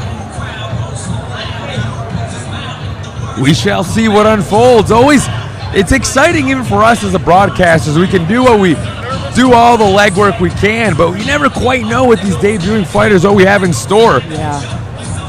What their background is, what their style is, what their strength is. It's so fun seeing these new fighters here. In steps the debuting John Pappas at Total Fight Challenge. Also debuting tonight from Chicago, Illinois, in the red corner, John Franco. Representing the Fight Farm. If you've been around the game for a while, you know the Fight Farm. You know Team 110. Oh, geez. There you see Coach Franco in the corner as well. And one of their teammates, Coach Ram Ramos, pro fighter, one of their training partners. This is a 135 MMA bout. The bantamweights. A division that'll always have a very special place in my heart. My favorite people. So biased. So biased. Here's John Pappas taking out of John Franco. We are off.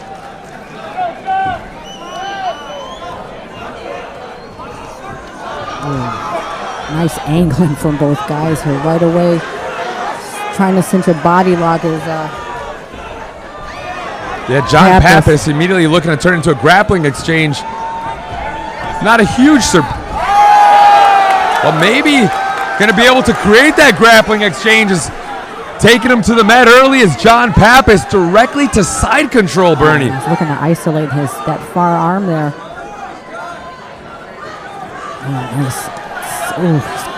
Nice hammer fist there, delivered by John Pappas. Knee on belly now as he advances to full mount. Nice pressure here from Pappas. Oh, that ground and pound. Good posture. Franco's doing a good job.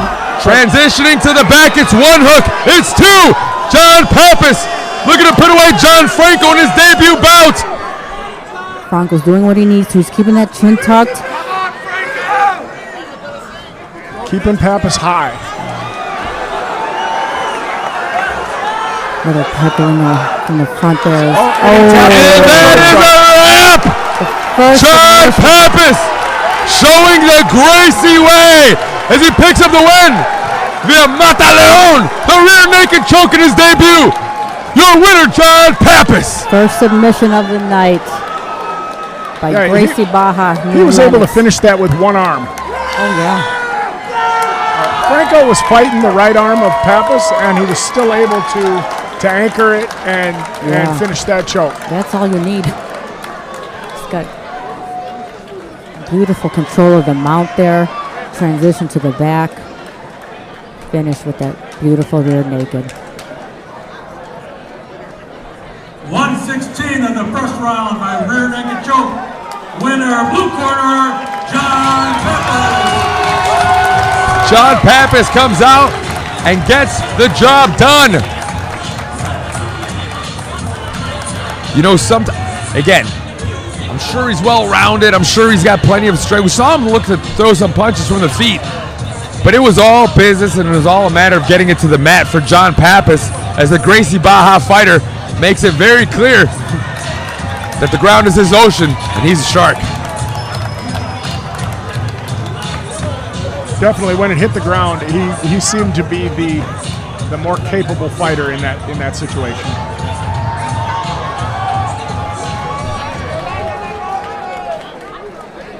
Our next bout is more of the same, 135 pounds, mixed martial arts action.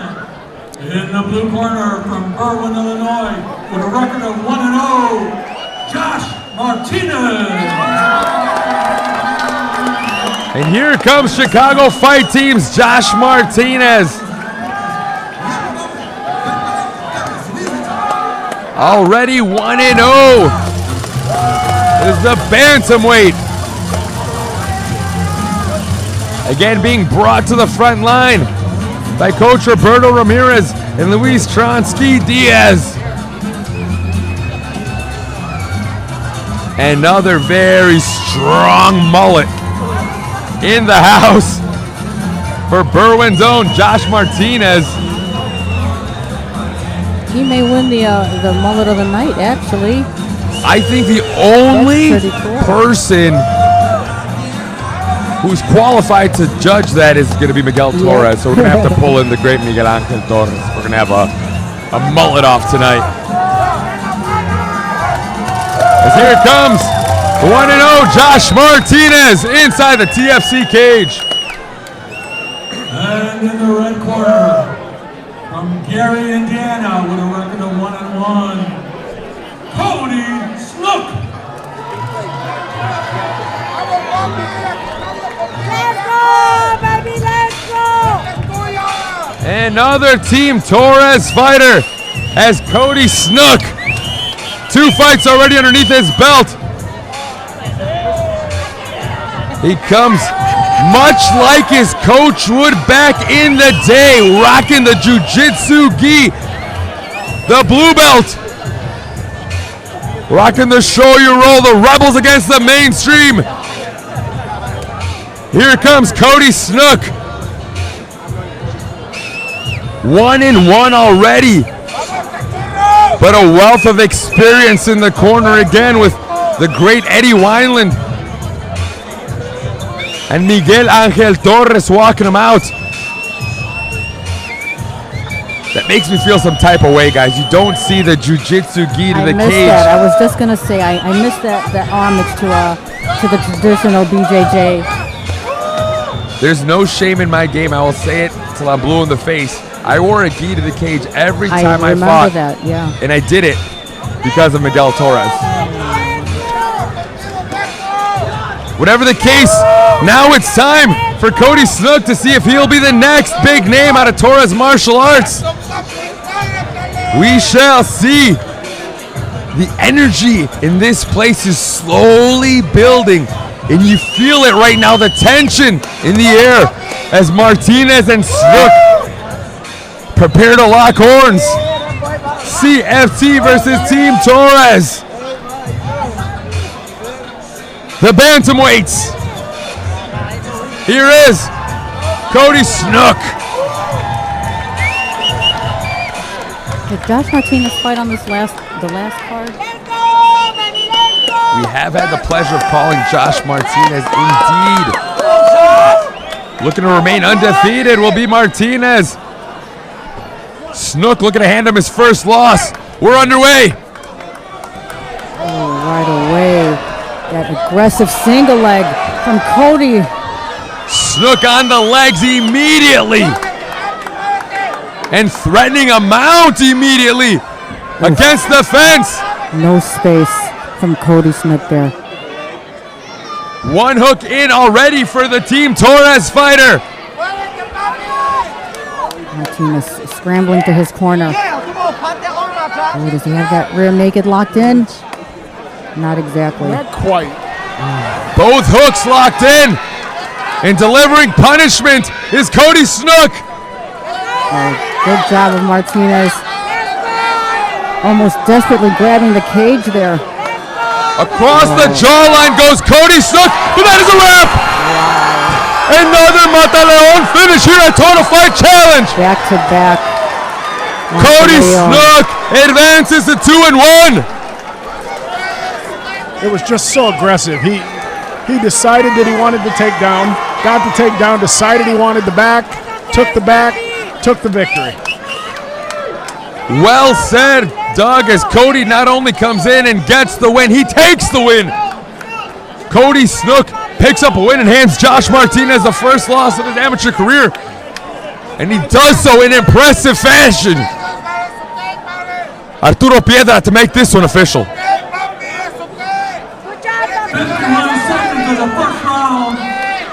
Winner, Cody Snook.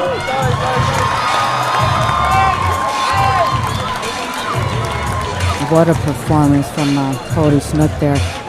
All business. As Cody Snook, clearly not getting paid by the hour, as he gets it done in under a minute inside the TFC cage against a very game Josh Martinez.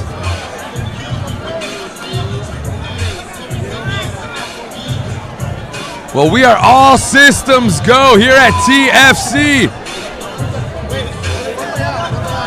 More action ahead.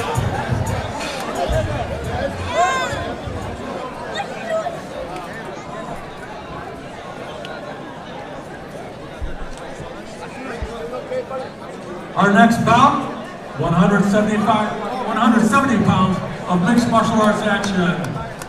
In the blue corner, in his debut fight from Chicago, Illinois, Temujin Manbileg. Temujin Manbileg from Valley Flow Striking. So many killers coming out of Valley Flow Striking right now. You know, it seems like if you are the elite of the elite, you eventually find your way to Valley Flow nowadays to get in some rounds with the best of the best. Exactly right. A lot of cross training goes over there just to get those rounds with the cream of the crop.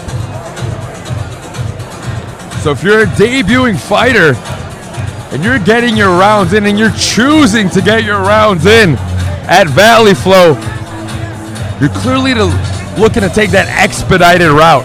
You're looking to get as much work done in as short amount of time as possible, right? That is most certainly the fast track to greatness. As here steps Temujin Manbileg, preparing to make his debut against a Warrior Revolution fighter. Warrior Revolution, another team that we see time and time again just churning out fighters. Two very active teams, but we shall see what we have here in the newest out of Valley Flow Striking. And in the red corner, with a record of 1-0 from Chicago, Illinois, Jeremiah Lawson.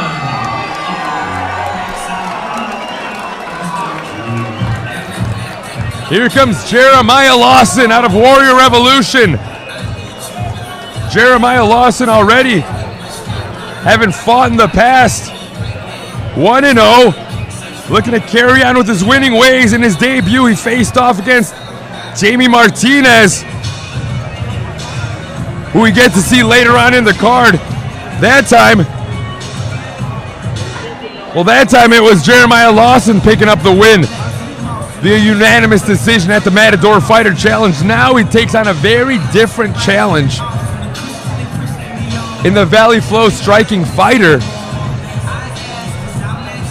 If you remember Jeremiah Lawson's first fight, though, he was very technical. And he won against that very tough Jaime Martinez. Exactly. Martinez at the time did have more experience already as he took on the debuting Jeremiah Lawson. But Jeremiah Lawson already had the skills necessary to get the job done. Yeah. We shall see how these two stack up in this, our 9th bout of the evening. We are underway. Christian Reynoso, Bernie and Bubuyog and Doug Keast rocking the mics here at TFC. We're in cruise control, guys. It's been all action. Look at that attempted head kick from him. Well, I was going to say, he looks like a wrestler. The name alone. Are you going to do it? Are you going to say all the name alone? The assortment of consonants and vowels. Yeah. Lets you think you may have a grappler on your hands, and there it is. Beautiful body lock to an outside leg trip from Manbileg.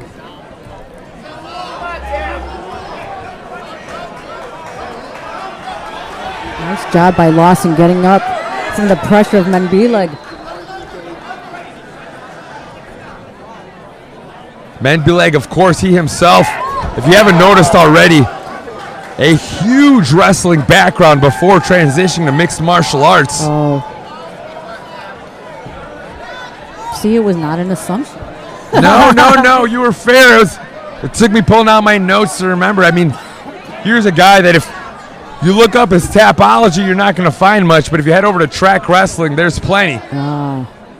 And you're seeing it right away, not just in the takedown, but in the way that he has stapled, absolutely stapled Lawson's shoulders to the mat. Yeah, just heavy pressure. Just the pressure, the drive, it's relentless. Oh, and this is what I remember from Lawson. Beautiful escapes from very compromised positions. But he's not out yet, though. No, floating right to the back and getting in both hooks is Temujin. Riding high, though, is Mendbeleg. Let's see what he transitions to. What a beautiful transition. It looked like he was considering a Suloev there momentarily. Wow.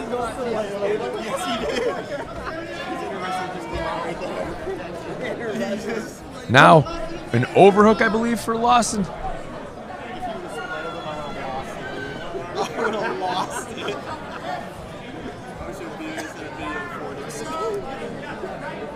Can't really see much from our vantage point, guys. Yeah, we've got this post padding in the way. I can't see the top of his head, so I just know it's Professor Sim here. I'm gonna have to. I'm not doing it again. Professor. I'm not doing it again until I'm certain that I see hair or not.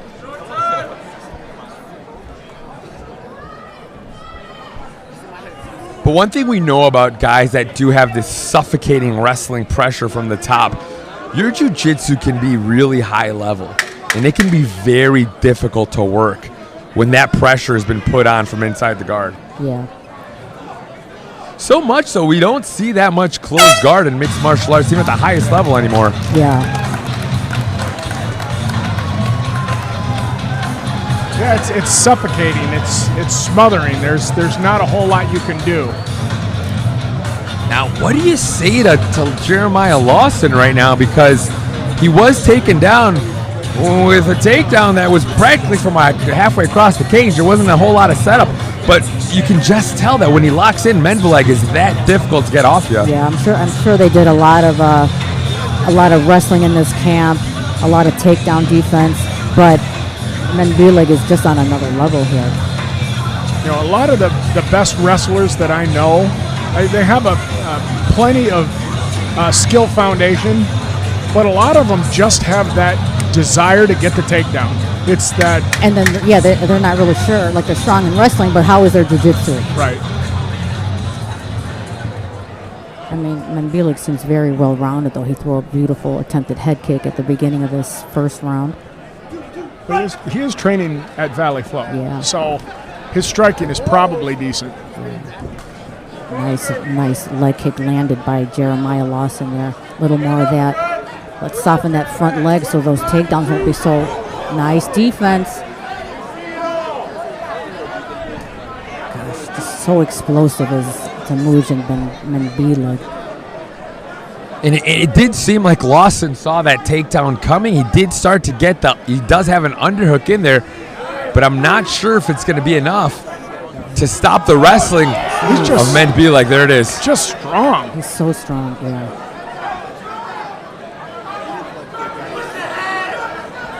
Now in the first round, Lawson did work his way back up to his feet at one point. For the most part, he didn't have a lot of answers off his back.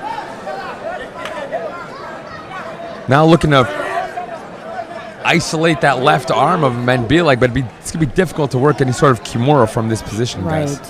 Just kind especially of with his head position. Yeah. But it is stopping him from advancing, so. Yeah, I think a big problem in the last round for Lawson. He's got the Kimura! Oh, he's got it! Oh, my God! Behind the back of Mendbeleg, and at the very least using it to switch the position. Wow! That is beautiful. That arm. I'm surprised. I'm telling you, Lawson surprised us the last time in his fight. He's such a smart fighter. He's just game as well. Ooh, a nice little knee tap there by Mendbeleg. Yeah. But now we know he needs to mind his P's and Q's on the ground, because Jeremiah Lawson is most certainly dangerous from the ground as well. Man. Big breaths taken from Lawson. I think that took a lot out of him.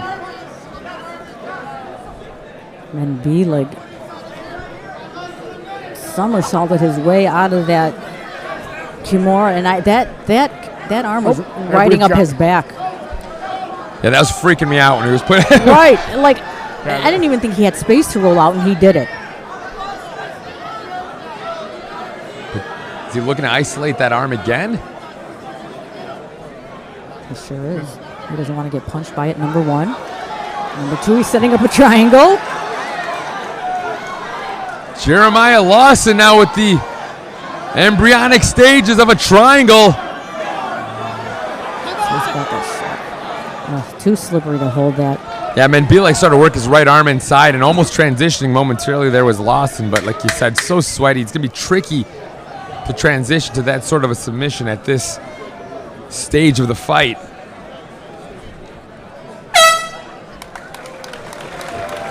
What a second round.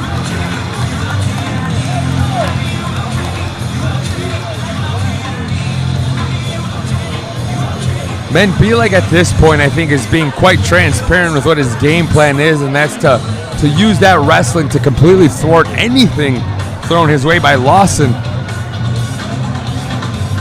So if you're Jeremiah Lawson, are you just doing anything you can to keep this guy off your legs? I think because Menbilek is shooting from 2 counties over. Right. I mean, he's right. successful. I can't take that away from him, but he's shooting from a long distance. I think Lawson needs to start looking at front kicks. Yeah. You know, not teeps, but front snap kicks. He was also attacking that front leg of Menbilek. If this was, the professional ranks, or not in Illinois, you'd throw knees. All day. Yes. But in lieu of that, I think he needs to start throwing those front snap kicks. Or even just a well-timed uppercut. Right, exactly. And at this stage in their career, when they can't throw those knees, a perfectly timed uppercut's always a great answer for those ill set up shots. But like we said, and it's not a shot at Menbilek because, like you said, he's getting the job done. He knows he has that level of He shoots pretty low. You can't even get an uppercut from that. There you have it, Lawson. Nice sprawling that one, but sucking it up and getting it done. Menbilek controlling that left arm of Menbilek. He's going to go for that Kimura again. And I think he's in a better position this time. He is. Yes. You know, last time his head was on the wrong side. Yeah. This time he's. Yeah, but Menbilek is. He's got it trapped. Hiding that pretty arm, well, though. yeah. But let's see. Lawson is making some adjustments here. Let's see, where is he? Maybe if he was to roll onto his left shoulder, he could go for the armbar. A nice Kimura there, and he is actually looking to get the leg over the top to isolate that arm. Oh, and it slipped. Oh, too much sweat. Too much sweat. Then he's also working against the fence Yeah, there. That's going to... Yeah. That's why late in fights you see more guillotines and rear naked chokes. Yep. Because they're not, it doesn't matter how sweaty you are. As a matter of fact, it can help, right? Yeah. Getting under the chin. Yeah, you can slide under the chin a little bit easier. Lawson's doing his best to get his back against the cage there.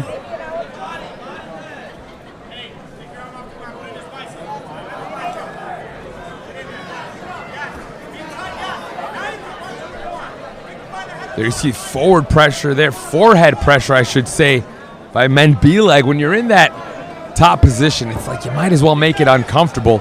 You can just tell Menbilek is that type of fighter. Yeah. Grind your head in the chin. Got a little bit of a blocked view here, but Menbilek is in a half guard of Lawson, is it? Yeah, it looks to be half guard. Mm-hmm. Which for a lot of wrestlers is the preferred position, Right. a preferred spot to work from. Yeah. Now, granted, Menbilek also had his arm put behind his back from that position earlier, so you're not totally safe. But a lot of wrestlers, especially nowadays, do their best work from inside the half guard. Randy Couture famously said that was his favorite position. Yeah. He would stop there and not go to mount because he was an undersized heavyweight. And he would just make you pay from there. Maul you. 10 seconds left. Ooh, trying to make a statement here. Is Menbila. Ooh. Potentially going to slug it out, but it looks like it was the wrestling of Menbila as he just kept going back to that well time and time again. For Jeremiah Lawson, I mean, that's got to be a frustrating outing. Oh, yeah, for sure. He had some good submission attempts. He had some good strikes that landed. But, you know, we'll see what the judges say. Whoever Menbila calls his head coach right now has got to realize that you've got a ton of potential here. It's a matter of, I mean, creating the type of fighter that you want, right, or that he wants to be. But with the base of wrestling like that, sky's the limit. For our official decision here is Arturo Piedra. Ladies and gentlemen, unanimous decision, winner, blue corner, Temujin Menbila. Unanimous decision. Yeah, Menbila, I mean, quite transparent about what he needed to get done out there. As it was all wrestling. All wrestling for the blue corner as they get the nod. A strong corner. How's that? Valley Flow striking and round 4 Jim. Yeah. There you see Motaz. Yeah, he trains out of Valley Flow a lot still. Nothing speaks louder than results. And his takedowns were unstoppable.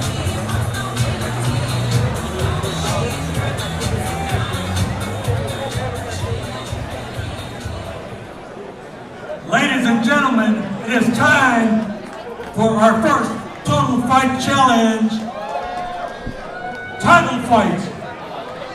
The first battle, 175 pounds of Muay Thai action. In the blue corner, from Chicago, Illinois, with a record of 1-0, Jeremiah Dobin.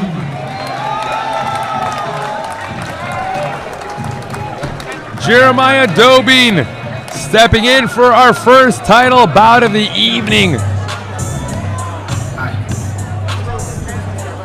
1-1 out of Chicago fight team. Looking to take home the Muay Thai strap at 175 pounds, but he has a very tough customer on his hands. We'll get to him momentarily, but this is the walkout of Jeremiah Dobin. First title fight of the night for 175-pound Muay Thai.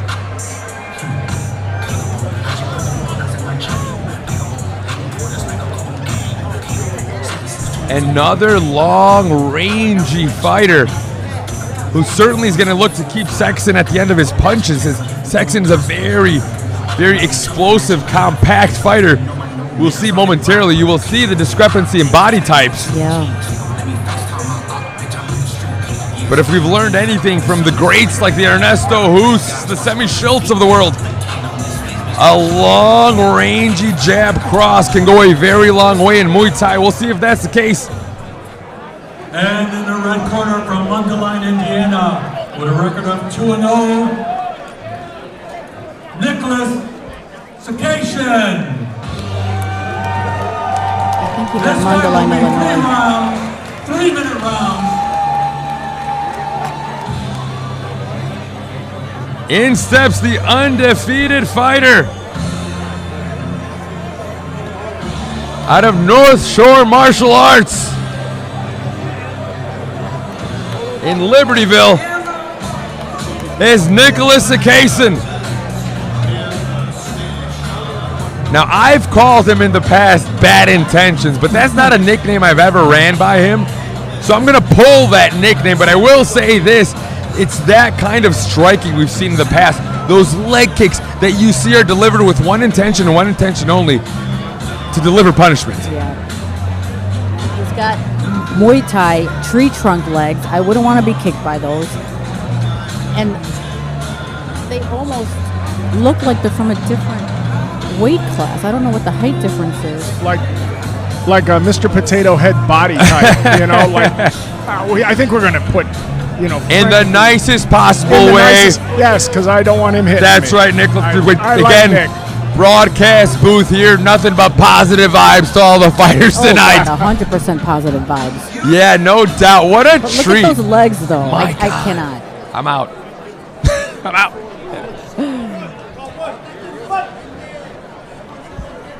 Two fighters very deserving of a shot at the strap tonight.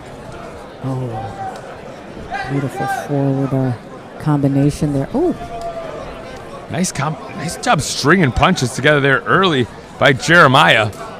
Jeremiah to be so fast. Impressive speed early on by Jeremiah. Nice teep from Jeremiah Dobin there. Right into the clinch. I know Nicholas is very proficient in the clinch. I think if you're Jeremiah Dobin, it's imperative that you start getting off before Nicholas does. Yeah. As we said earlier, the strikes from Nicholas come with a lot of power behind them, so you can't just let a couple land and look to work from there. Yeah, I'm sure they studied and that he's probably like, I better be offensive first. Yeah, and you better be in or out. You don't want to stand in the middle. Exactly, well said. You don't want to be at kicking range against someone like Nicholas. So he throws beautiful combinations and he's right out, because if he takes one strike from Cicero.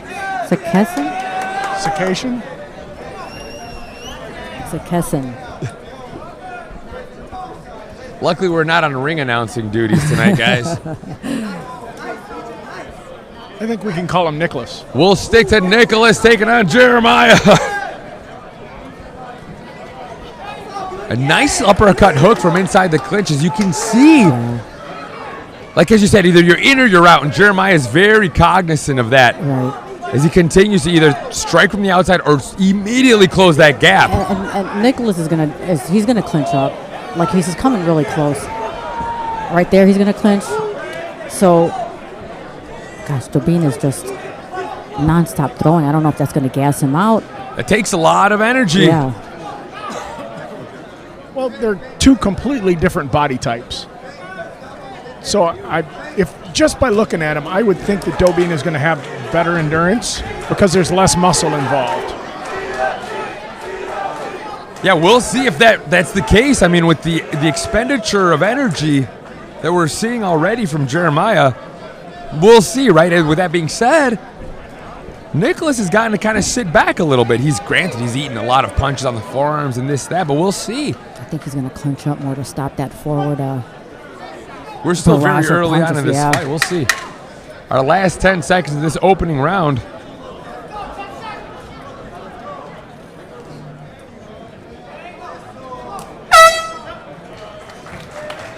Nice round for yeah, good round for Jeremiah Dobin there. To kind of dictate the pace here.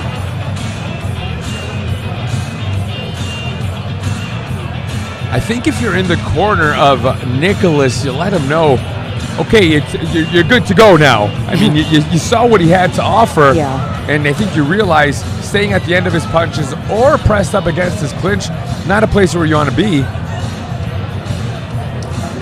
I mean, Dobin landed a lot of strikes. I don't know if Nicholas was bothered by any of them. So I think now he knows that I can step forward, take one to give one.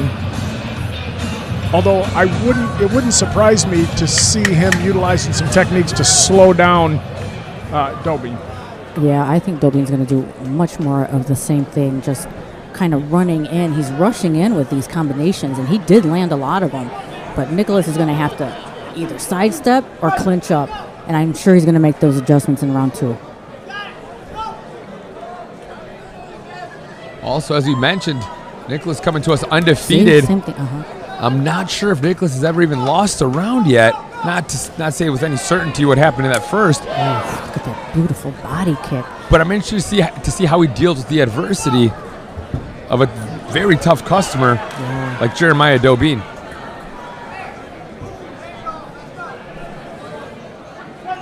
There you see them both as a They knee both like almost, that. Didn't. almost went a little too high. This, of course, our amateur rule set. No knees to the head. Oh, nice pressure from Jeremiah Dobin there.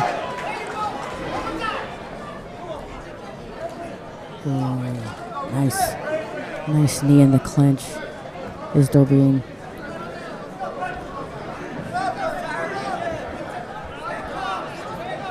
Cicero taking some deep breaths.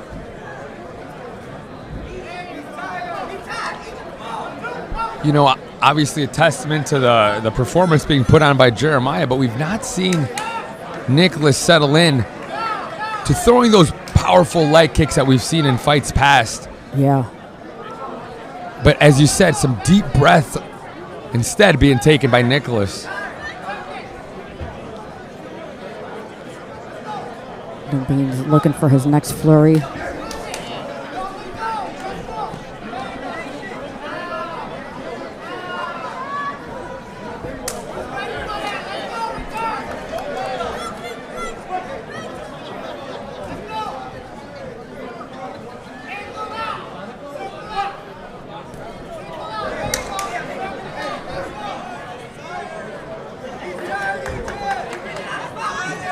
Cicero looks very frustrated.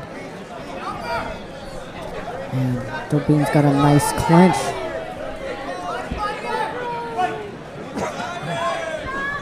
The pace has slowed down considerably here in this second round. Yeah.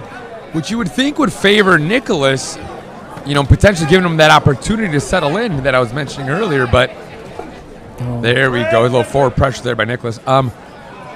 But yeah, just still, you know, like you said, the pace did slow down, but potentially still in the driver's seat is Jeremiah Dobin.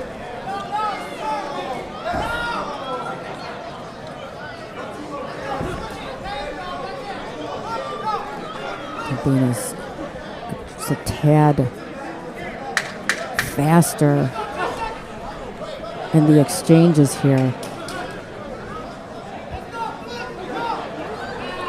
But certainly less output from Dobin in that second round, as he really did pour it on in the first. Yeah.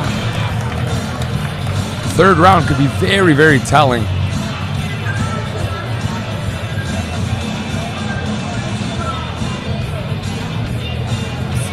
Coach Amir De Leon trying to instruct his fighter how to finish in this round 3. What do you think he needs to do, Doug? I think he needs to throw some of those leg kicks that we've seen To slow him down a little bit. to slow him down, Yeah. to make him less, to make him more hesitant to step in and throw those combinations. Yeah. He needs to keep him at the end of his punches. I know we were saying that about Dobin, but I think it works for Nicholas also. I think he needs to get Dobin within his power range, you know, so that some of the power that he has, he can bring it to bear. We shall see in round 3.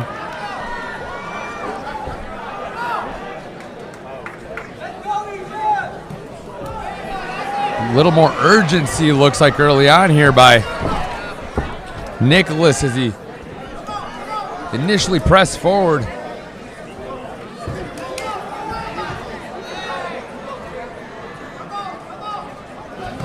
Oh, there's that power we talk about in Nicholas's strikes here. Jeremiah doing a good job keeping his hands high.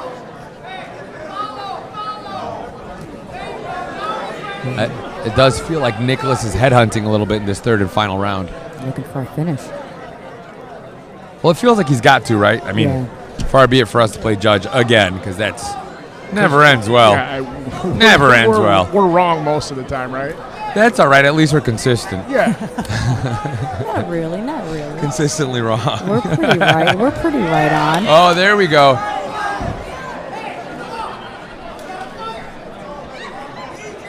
Yeah, both of these fighters looking like they have to dig deep for this final round.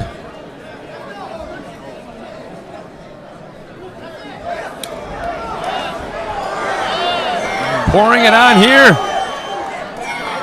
is Jeremiah Dobine. So I think what I said in the first round about Nicholas taking those punches and not having much problem with him, I think in the second and third round he is. Oh yeah. Dobine has actually started to really land with some power. I think he actually did have a problem with it, Doug. I didn't say anything. I think it did affect. I think he did take some strikes that did affect his performance. Well, whatever it was, something is certainly. We've never seen gas to be an issue for Nicholas, but we do see some very big, deep breaths being taken. And that's why I do feel like he did get affected by those strikes that he ate. Hard to say, there's just so many moving parts, especially your first title bout. This, at the end of the day, both of these guys are just in their third bouts ever. Right. That's very true. These lights are pretty bright right now. Yeah.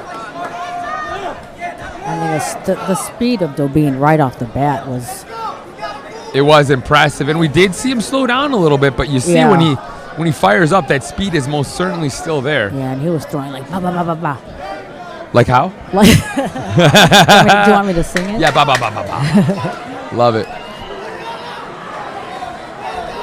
Short time here, as we will be heading to the judges' scorecards.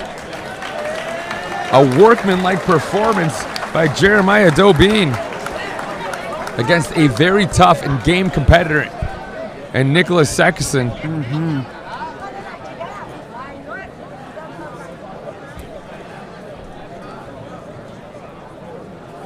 Get yourself a corner man like Luis Diaz, who's going to bring you your slides. Going to bring you your chinelas as soon as that the third round comes to a close. Find you a corner that cares about you like that. It's going to carry your slides around for you. Our first title will be bestowed momentarily here at Total Fight Challenge. In this Muay Thai bout, 175-pound champion will be declared. Winner of the Muay Thai Title fight belt, Jeremiah Dobine.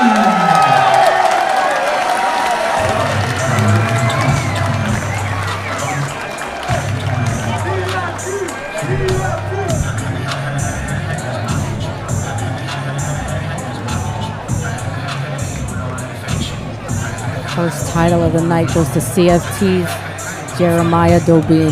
Well deserved. Yeah, I mean, and I do use the term workmanlike, and I don't mean anything negative by it. I mean, like, he just kind of put his nose down, stuck to his game plan against a very dangerous opponent like Nicholas Sekison, and he got the job done. He showed up and he got the work done. Amen. Big win. And another belt goes home to Chicago Fight. Bless you. Excuse me, Chicago Fight Sneeze. The CFT. They're going to need a bigger gym for the belts that they put on the no walls. doubt. A whole nother section just for belts. Our next fight is not a title fight, but it is 130 pounds of mixed martial arts action. In the blue corner from Joliet, Illinois, in her debut fight, Ileana Balarama. The female fight of the night, 130-pound MMA, representing today. It's Ileana Balarama making her way to the cage. Focus, determination, written across the face of the MMA stop fighter. Debuting tonight, Mike Corey in the corner. Coach Mulroney as well. I love that MMA stop. Not only are we regularly seeing them obviously bringing out their very high-level fighters that we see time and time again, but I feel like every show, at least one or two debuting, the crop grows, the talent pool becomes deeper. And to get another lady out here reminding us that sometimes it takes a girl fight to remind us what a good scrap looks like. I wish we got to see more women's fights because they always bring it. Nobody. They do, and there's such few fighters now. In fact, well, we'll talk about it when Esnady comes out. And in the red corner, from Chicago, Illinois, with a record of 1-0, Esnady Garcia. Esnady Garcia fighting out of Warrior Evolution. She went up a weight class to take this fight because she can't find an opponent. She fights at 125, 120, I think. I think she just walks around at probably 130, I don't know, 125. But she took this fight against a very tough opponent, a very heavy wrestler, at a higher weight class. Well, why don't we talk about not just the infrequency of female fighters, but how about the infrequency of having another high-level female to train with inside the gym? Yeah. There we see in the corner of an Esnady Garcia, another female fighter we've seen inside our cage before. Yeah, that's Nene Garcia. There's something to be said for that, right? Yeah, we've called it her previous MMA fight. She's now a coach and a teammate at Warrior Evolution, and her sister Carla runs the strength and conditioning program there. She's also a coach at Warrior Evolution. There's a lot of female representation there. Strong female leaders.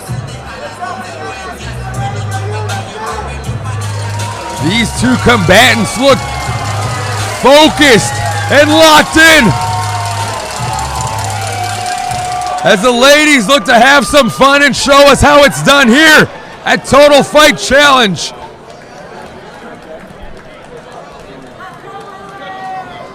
Both ladies are locked in. Balerama looked almost to have a snarl on her face as Esnady made her way to the cage. Yep. Beautiful.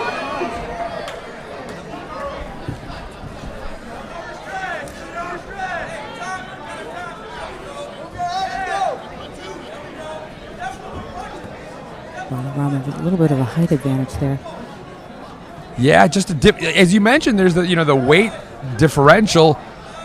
For lack of, Eliana just the bigger fighter. Yeah. Nicely timed jab there. I think she's slightly taller, but then she stands up so straight, so she looks quite a bit taller. Like she's towering over her, right? Yeah, she stands up so straight. So if you're, guys, from a coach's perspective, if you have this sort of discrepancy in body types, would you rather your fighter kind of be able to have that bird's eye view, if you will? Depending on what their strength is. Yeah, You know, like exactly right. I was going to say I don't know that it matters too much. Besides getting out of their range, and what I've heard about Eliana is that she's a very strong wrestler. Ooh. Well, right on time, the first grappling exchange against the fence. Yeah, her just landing a couple of knees to the midsection there. Oof, knocking the wind out of you. Some hard knees there by Balerama. As I said, if you guys remember, Esnady is a graduate of the kids program of Warrior Evolution. That's just amazing. Now she's one of their MMA fighters. She had a beautiful first fight debut, finishing with a submission, if I remember. Was it last time? It might have been. Was it the last card or the card before that?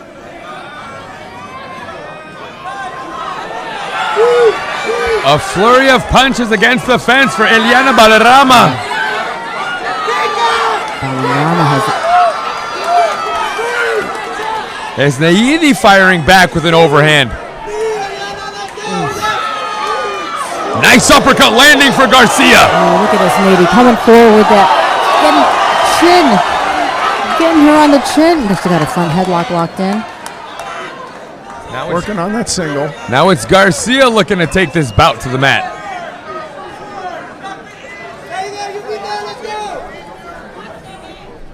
Garcia's trying to look for that takedown.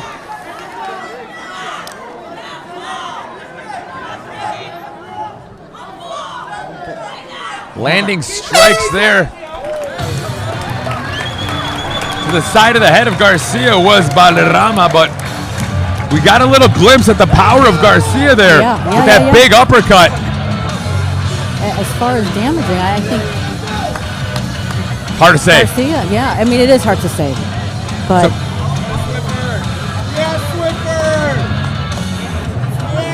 I think they both had their moments in that first round. Early on, it was Valderrama that kind of had a couple of good flurries against the fence, but you know, when pressed into the fire, you saw Esneidi Garcia more than happy to fire back. I think most of the action in that round was in the second half of that first round. They both kind of found their range and figured out what they needed to do.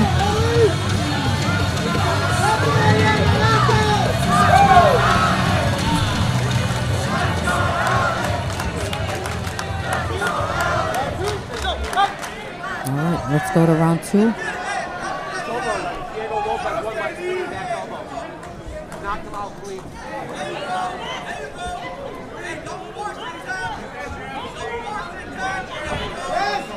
Nice punches landing there for Valderrama as Garcia looks to press forward. I think if you're the smaller fighter, usually, correct me if I'm wrong, guys, you probably want to get inside the range. Always looking for the inside, yes. But man, Valderrama looking like she's more than ready to meet her there. Yeah, Garcia's got a nice overhand right there.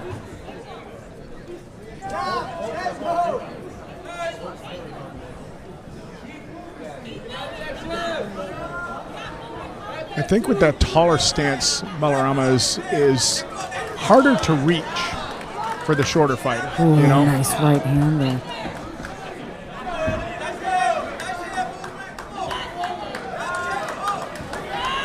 Nice uppercut to the left hook for Valderrama. The damage starting to add up on the face of Garcia. Beautiful wizard takedown there by Eliana Valderrama.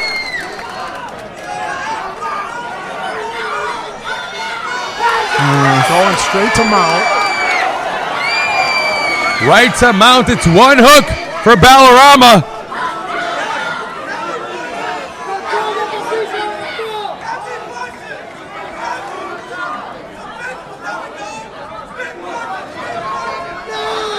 Oh, she's flattened her out a little bit.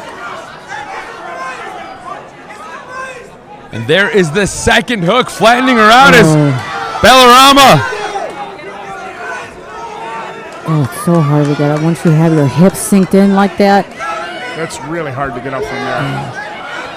But she's able to turn. Yep. She's going to move her way up to the cage there. Oh, she's got that bottom unlocked. Garcia hanging tough, but a referee has seen enough. It's Eliana Valderrama picking up the win. Nice finish from Valderrama there.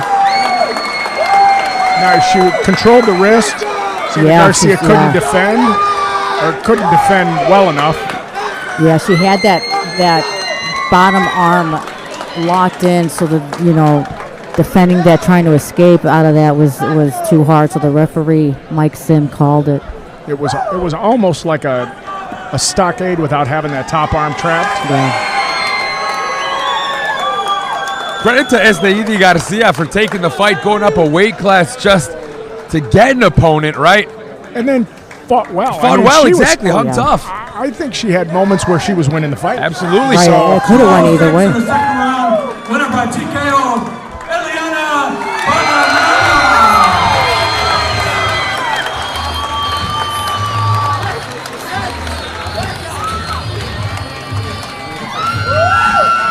Eliana Valderrama clearly in the embryonic stages of her career, but something tells me you're going to want to keep your eye on this one. Yeah. Both these ladies. Absolutely, both these ladies, but this was the first time we got to look at Eliana Valderrama, and it just seems like she has a lot of tools, and despite being quite raw at the moment, under the tutelage of a team like MMA Stop, sky is indeed the limit. Yeah. Her teammates told me a lot of people pulled out of the fights for Eliana. When you're debuting, that's saying something, Yeah, right? exactly right. Exactly right. A reputation preceding her already. Yeah. We'll see what's next. Don't forget our next fight challenge will be the Matador Fight Challenge. That will be on November 21st on a Friday. Our next fight is a title fight, 145 pounds of Muay Thai action. In the blue corner, from Downers Grove, Illinois, with a record of 1-0, Fabian Quiros.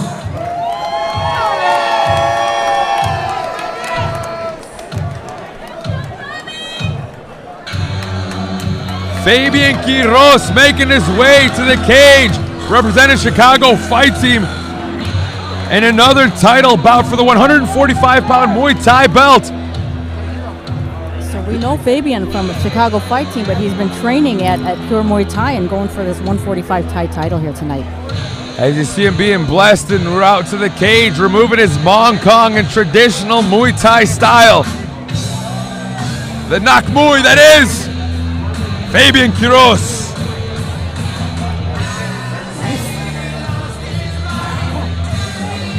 I'm old school, I'm a traditionalist. I gotta be honest, I always wanted to wear a Mong Kong to the cage and I didn't. When I see guys leaning into the traditional element of the martial art, I'm a fan. Same. I'm a fan. Same. Yeah, Pure Muay Thai is one of the best Muay Thai gyms out there, I would say. So I'd like to see the evolution of his Muay Thai game, because we know Fabian as an MMA fighter. Correct. Yeah. And in the red corner from Madison, Illinois, with a record of 2-0, Alex Sandoval.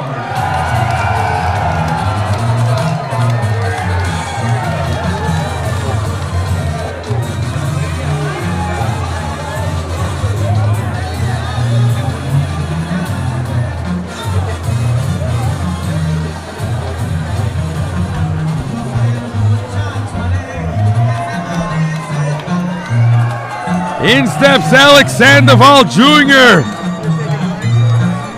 When it comes to Muay Thai and the Midwest, it's fair to say Top Notch and Muay Thai are just about synonymous. 2 wins, no losses already underneath the belt for Alex Sandoval as he looks to carry on with his winning ways and potentially take home some medal. There's another place that might need a whole nother room for all the belts they've collected over the years. Team Top Notch is all over the place. They are everywhere. They're in almost every competition that we are at.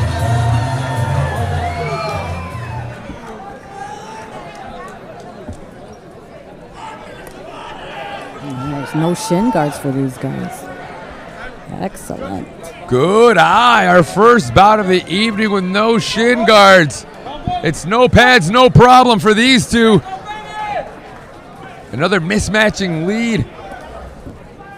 Southpaw for Alex Sandoval. Ooh. Touch of a head kick there from Sandoval.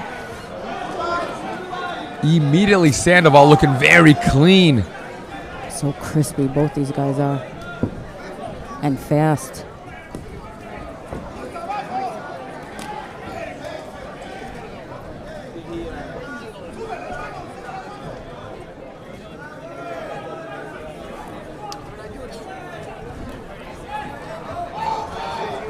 There you saw Sandoval consider the knee, but obviously another amateur rule set knees only to the body. So Bernie, is it an agreement beforehand that they're both going to go no pads? Is Correct, it? yeah. Okay, fair enough. They both have to agree to it. I don't think you want to be the guy pushing for pads when the other guy said no, right? Like it's just probably not the look you want, but No, oftentimes people will be like, no, we're wearing them because they're training with them. Yeah. yeah, fair. I can see both sides. I think the option actually is that they can wear headgear also. Oh, really? Yeah. Yes, and most people don't want the Yeah. headgear because it tends to be more of a problem. Yeah. Sliding around and dealing with all that. Yeah, that. Jazz. A little bit of vision. Ooh, a little bit of a low blow. On Yeah. accident. Those inside leg kicks get up there sometimes. Yeah, that inside leg kick riding up on Sandoval momentarily. causing a break in the action. The graze of the goods there. A graze of the goods. Throwing that to my book of phrases. I like it. I'm borrowing it. I'm keeping it. Graze of the goods. It's got a ring to it, dude. It does. It does. I can't argue. Ooh. Man, he mixes up. He sneaks that head kick in there.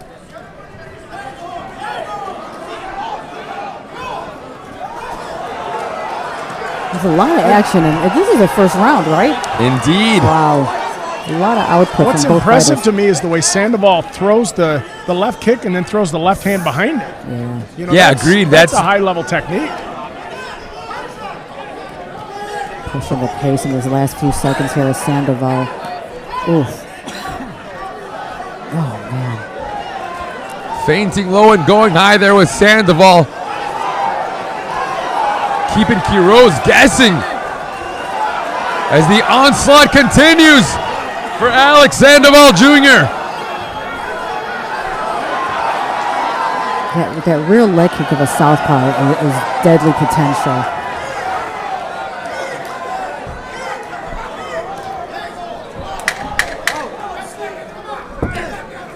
Digging in a beautiful body shot there was Quiroz. Yes. And making him pay was Alex Sandoval. What a round. A big round for Alex Sandoval Jr. Some big breaths being taken in the corner of Fabian Quiroz. That was only one round. Yeah, that's what I was like. Are we in the first round still? I would love to see a punch count for that one. I mean, relentless was Alex Sandoval Jr. Holy smokes. That was a whole fight's worth of punches and kicks. Yeah. And you know, for us too, yeah. Yeah, for Fabian threw plenty of punches as well, but I think that level of exhaustion we're seeing is him just trying to keep up with the constant offense of Alex Sandoval. I think we're having a pattern here where the fighter that has the most output tends to do the best. Which isn't always the case, right? Sometimes it's quality over quantity. Correct. But in this case, it's quality and quantity. Correct. There's not much you can do about that. You know, try to increase your quantity. Try to land with more power to turn the tides, but Alex Sandoval not letting Fabian breathe.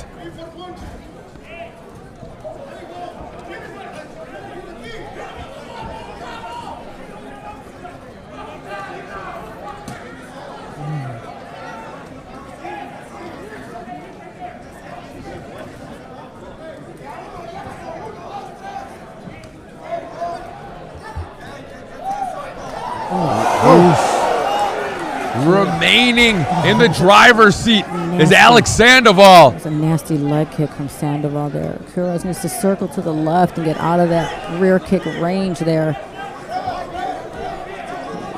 Well, if you look at the eyes of Alex Sandoval, you can tell he's just starting to really cut loose now.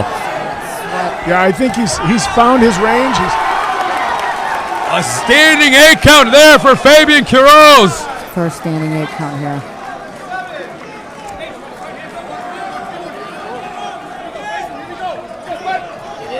Taking some deep breath is Fabian here. Nice control by Sandoval, not exactly rushing Quiroz. Yeah, beautifully. But most certainly not letting him off the hook, as that is enough. A referee calls a halt to the action. Alex Sandoval Jr. advances to 3-0, remains undefeated, and your new 145-pound Muay Thai champion here at the Total Fight Challenge, Alex Sandoval Jr. He just picked him apart. Once he started to land, it just snowballed on him. Yeah.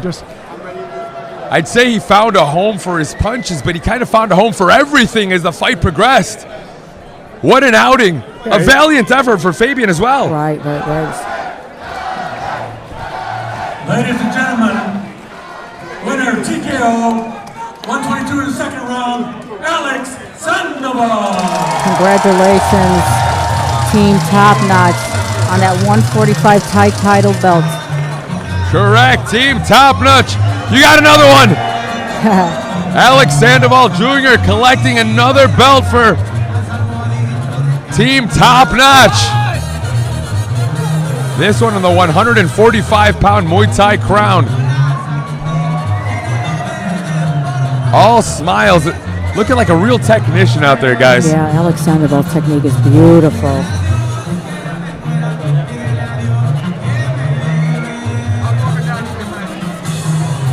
I was really impressed with his controls, accuracy, Yeah. and then the ability to throw power in the midst of those combinations.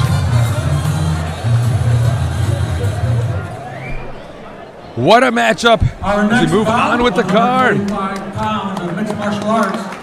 It's a title bout. In the blue corner from Chicago, Illinois, with a record of 4-2, Josh Brown.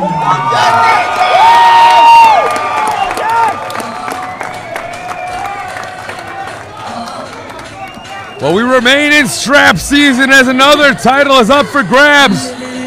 This one, Josh Brown facing off against Marlon Vincent. 145 pounds, but this one, oh, this one's with the little gloves, guys, as the mixed martial arts belt is up for grabs.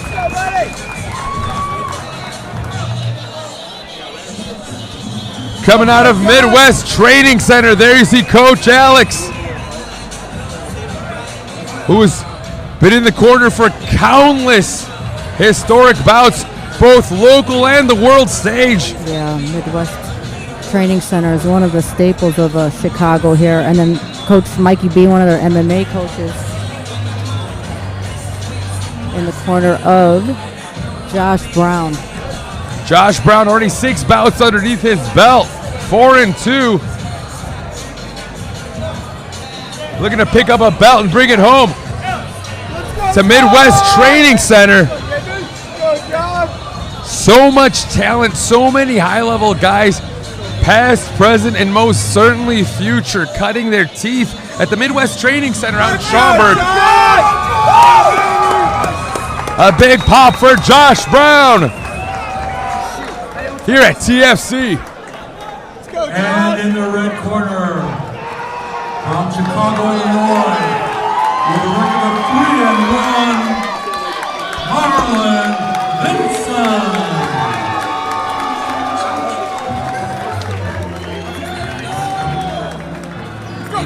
Here comes Marlon Vincent, another fighter very deserving of a shot at the belt, with experience dating back to 2023. Marlon Vincent has been working on sharpening his sword for some time now.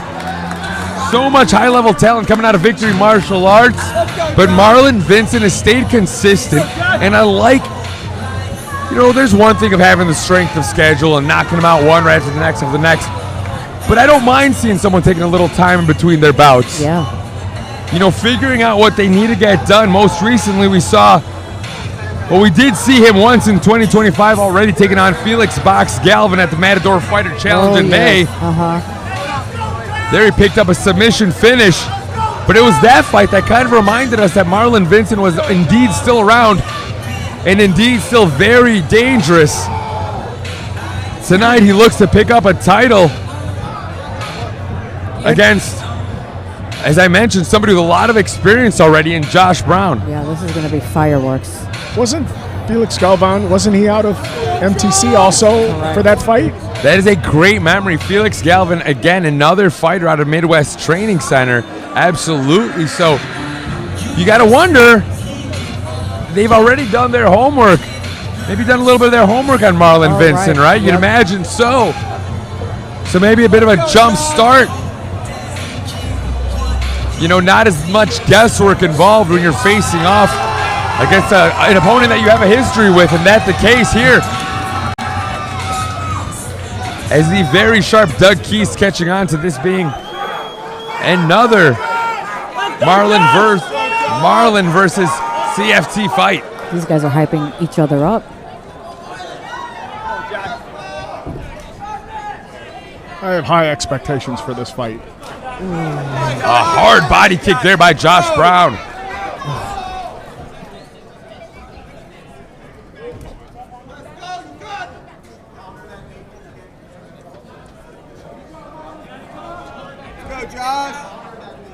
Getting off early was Josh, but Marlon Vincent immediately taking center of the cage, and it looks like he's looking for that opportunity. Ooh, a big takedown there from Josh Brown. Takedown from Josh Brown, beautifully timed. Landing in the guard though. Marlon Vincent trying to do some elevation with this butterfly guard here. Butterfly hooks for Marlon Vincent as he looks to create some space now, doing a good job of using it to get to the wall.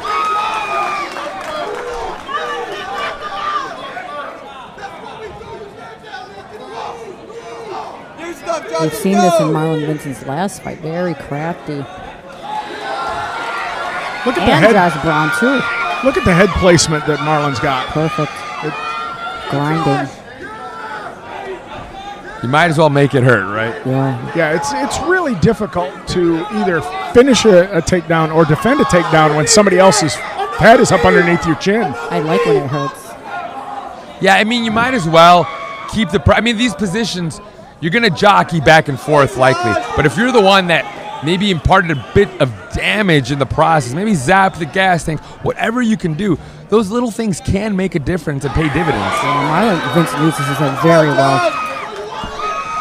Oh, man, that head kick is scary from Josh Brown. Let's go, Josh.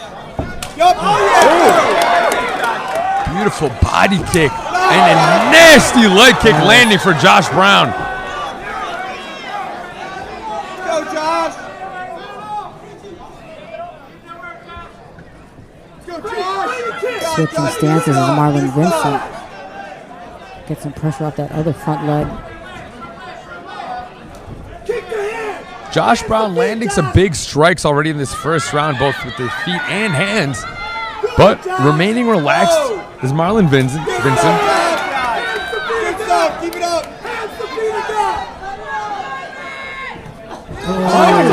Marlon has landed a couple of counter punches that really landed nicely. And here comes Josh Brown. Whatever Josh Brown hit him with hurt him for a second there. But Marlon's like, bring it. There you go, Josh.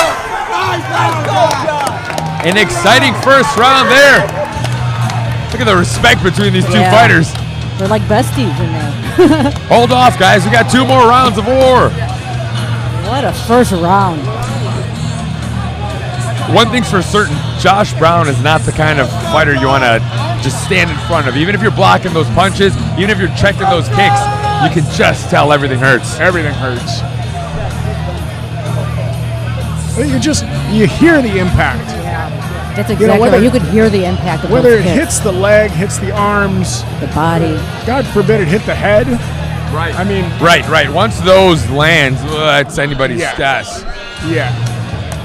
And Marlon has great footwork. You know what I'm saying? And Josh Brown is just following him and landing. Let's go, Josh. Yeah, Marlon Vincent pointing down, saying he's ready to scrap. He's ready. It's your Holloway effect. Yeah, I guess. But usually you wait till the last 10 seconds, not the beginning of the second round. But I like it.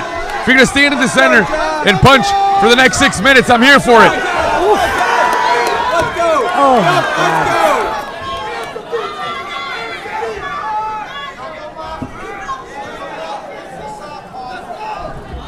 Nice, Josh.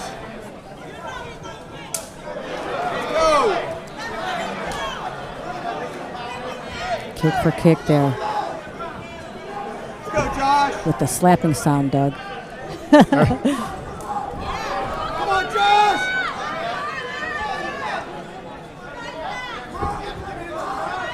The ones that thud hurt worse than the ones that slap. Josh. None of them are preferable. I want neither. Yeah. Josh, your pace. Let's go. Has not slowed Vincent down, though. Let's go, Josh.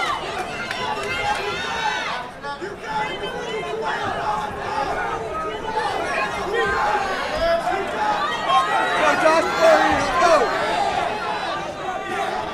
Both fighters looking for the openings here, being cautious of each other's potential. Ooh, a nasty switch kick Josh, let's go. by Josh Brown. Stop. Let's go, Josh. Your pace. Do great. Go. An Nicely explosive timed. He's in the class double. guillotine, though. He's got a Oh, no, front he leg. didn't. See if he Go, can- Josh.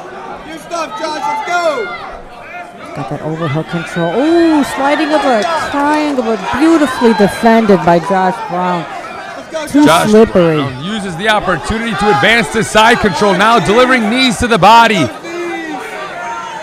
I'd say that's one of the more underused techniques that I think is Absolutely. so Yeah. good. It's so powerful from that side From control that position. side control, yeah. Your stuff, Josh. Let's go. Let's go, Josh.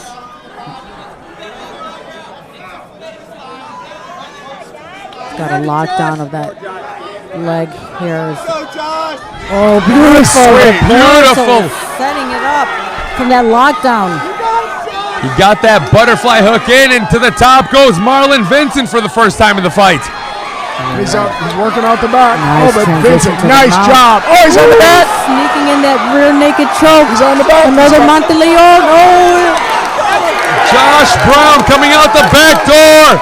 Marlon Vincent so game. so fun to watch. Come on, Josh. Making it clear whoever takes home this featherweight title is going to have to earn it. Let's get after him. Yeah. Let's go, Josh.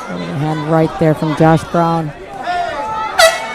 Good work, Josh. Good work. Let's go, A Josh. lot of action in round 2 here.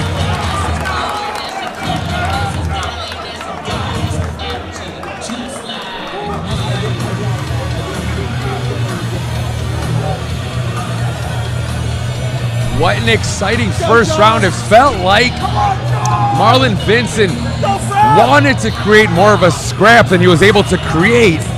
Because at the end of the day, Josh Brown, when he does connect, it's with that sort of power that kind of just stops you dead in your tracks. Yeah.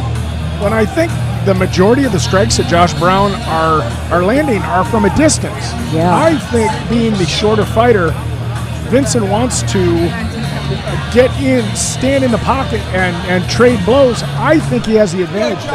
I think he feels he has the advantage there. Yeah, we'll see what happens in this third round, because I feel that if you're Marlon Vincent, you want to switch things up a little bit. But we'll see as these two get the crowd into it and are ready to throw down for this third and final round. Love these two guys. They literally are hyping each other up. Oh, that was a nasty leg kick from Josh Brown there. Oh! Head kick! Josh Brown following up, trying to finish in this third round. Josh Brown pouring it on here. Oh, Marlon Good Vincent left hand. comes back strong. Let's go. You didn't like that one. Josh, let's go. What a warrior these guys. Yeah, I think Vincent's back.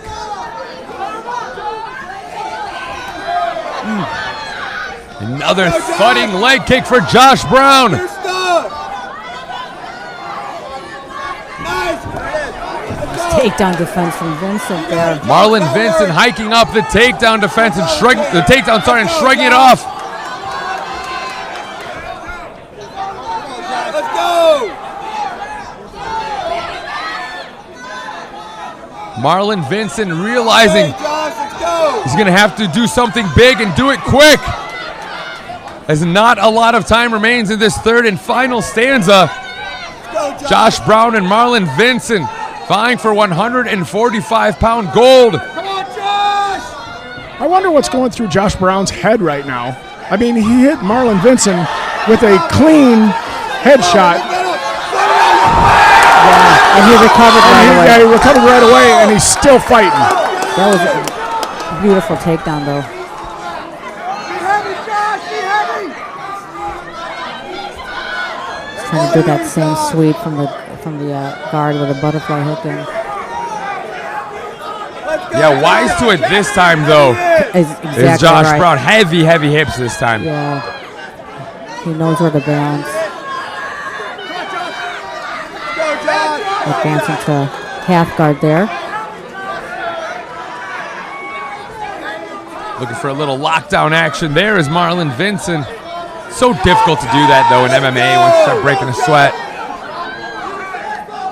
Marlon Vincent is out.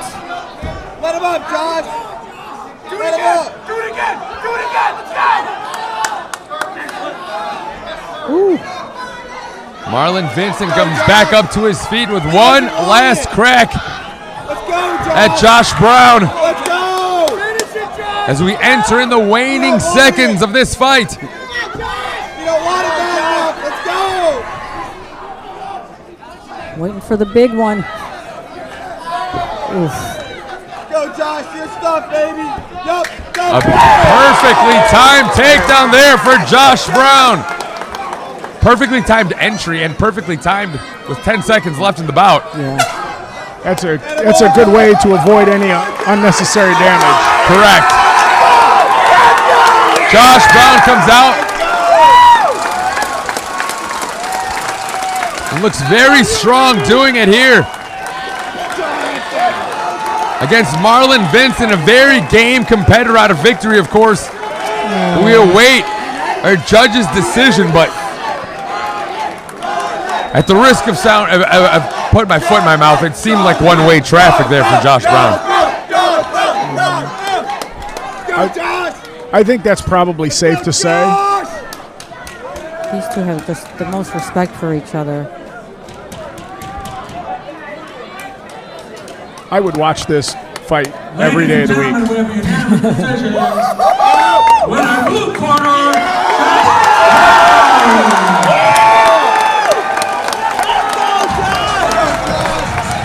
Josh Brown getting the job done by unanimous decision and becomes your new 145-pound featherweight champion here at the Total Fight Challenge. As another belt goes home to the Midwest Training Center.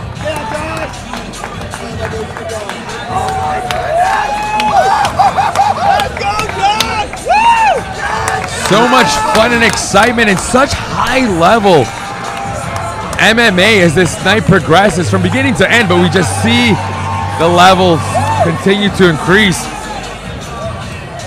as we now approach our three last fights of the night. 185 pounds mixed martial arts title bout.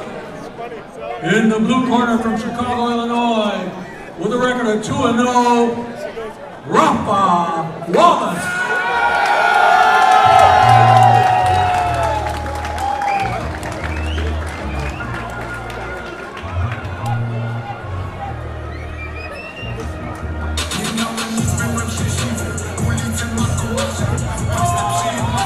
And here comes Rafa Valouche,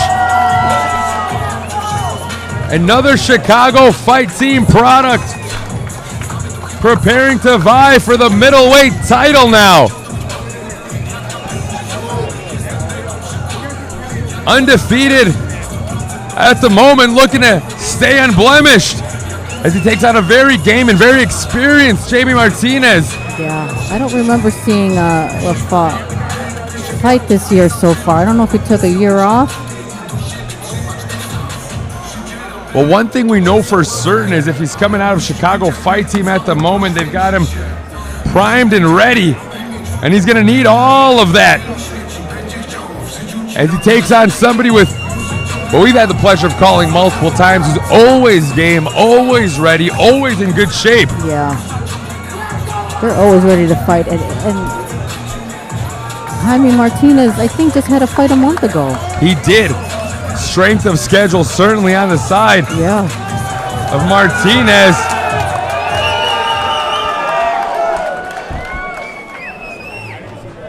And in the red corner, from Chicago, Illinois, with a record of 2-3, Jaime Martinez.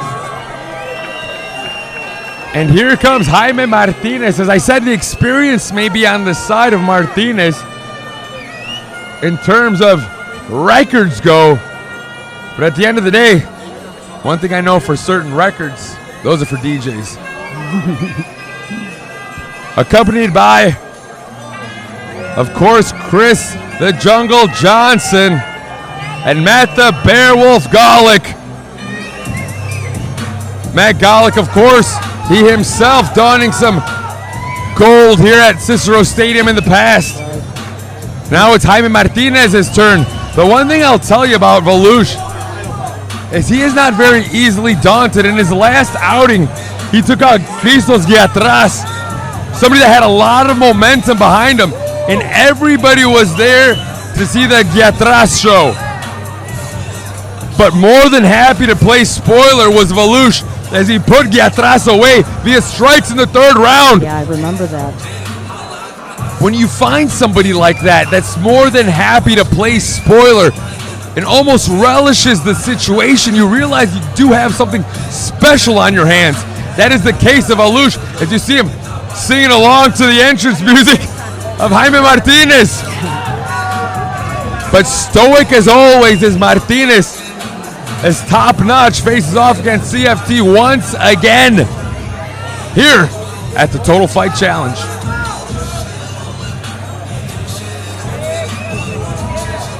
Yeah, strength of schedule certainly on the side of Jaime, as he was in the XFO case just last month.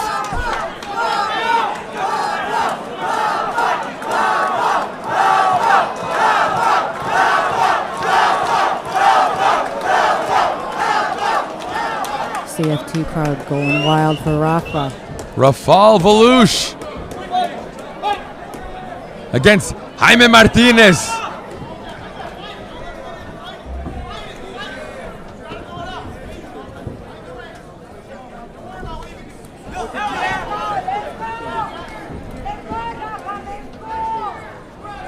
Catching the body kick of Jaime Martinez there as Volush. Another Southpaw versus Orthodox match here. Ooh, inside leg kick.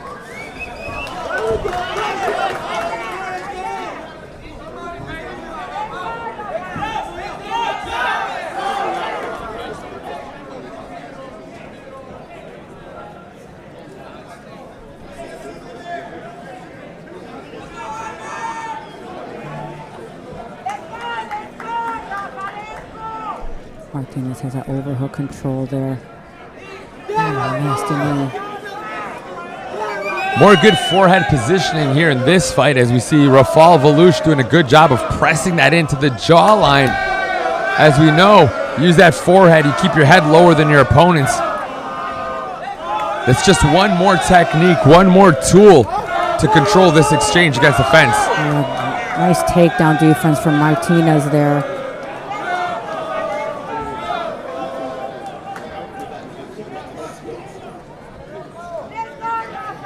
Try to get his back off the cage. There it is.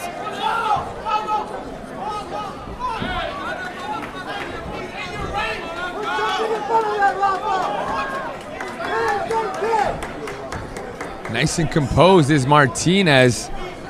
Always very stoic is Martinez. Well, there's something to be said to the familiarity you're going to have if you have, you know, 2 fights in roughly a month's time. Correct. Oh, a big right hand lands there for Martinez. Needs to capitalize on that. Keep going, keep going. Staggers Volush.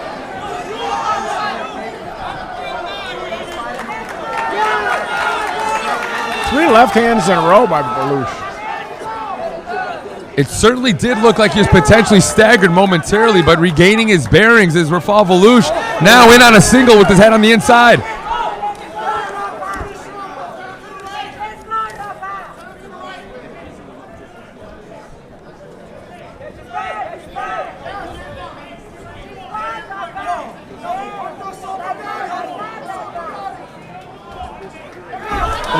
Nice takedown against the fence there for Volush.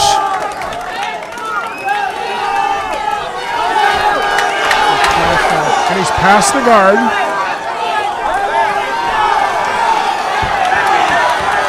Big shots against the fence in the waning seconds of this first round. Rafal Valouche put an exclamation point. Saved by the bell.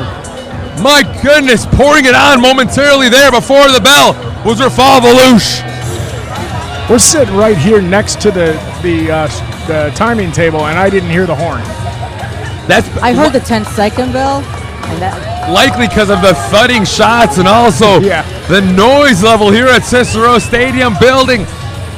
As I'm just going to go ahead and call this one of the feature bouts. After this, we of course still have our co-ed main events ahead of us.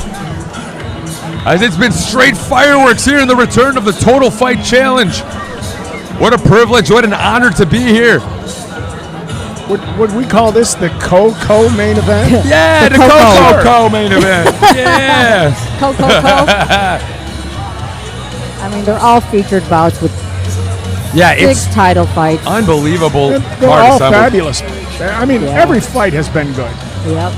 Yeah, I mean, thinking back to our very first bouts of the night between John Herbick, Brandon Najera, Tim Spoor, Al Kazwara, those are some great bouts.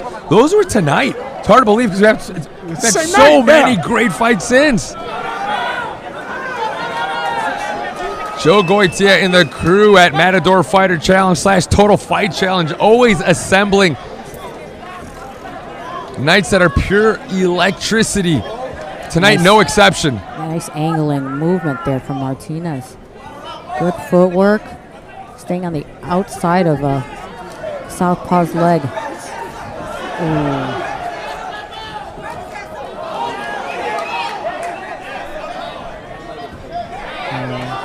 Rafa was really looking for that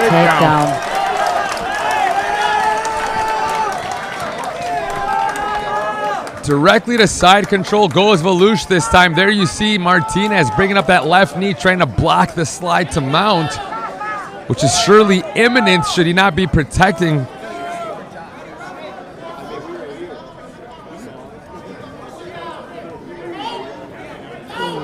Hammer fist there for Valouche. Again, no elbows to the face. You can't throw them, but you can place them. You're gonna put them there just right. Like rub it? Yeah, just get it in there, grind it out a little bit. Nice transition to mount, nice ability to settle into mount. Yeah, that was a nice transition to mount from Rafa there. Big shots landing for Valouche.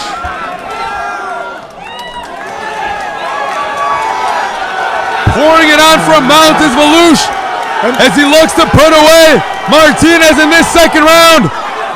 This was the position at the end of the first round. And it's hanging tough was Martinez, but seeing enough was a referee. Rafal Valouche, your new middleweight champion here at the Total Fight Challenge.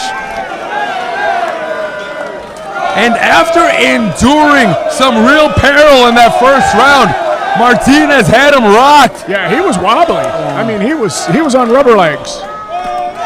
But withstanding that onslaught, weathering the storm, making it through this first round, making his way to the second, and going home a champion.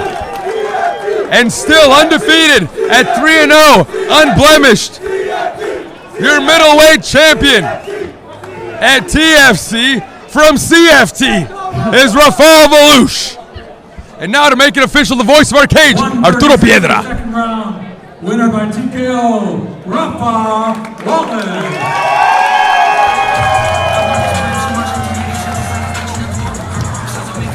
Your champion, Rafal Valouche. What a fight. What a fantastic bout. I mean, it was clear that the experience levels had changed when we got here. I mean, these guys looked great. Be interesting to see what is next for the undefeated Valouche.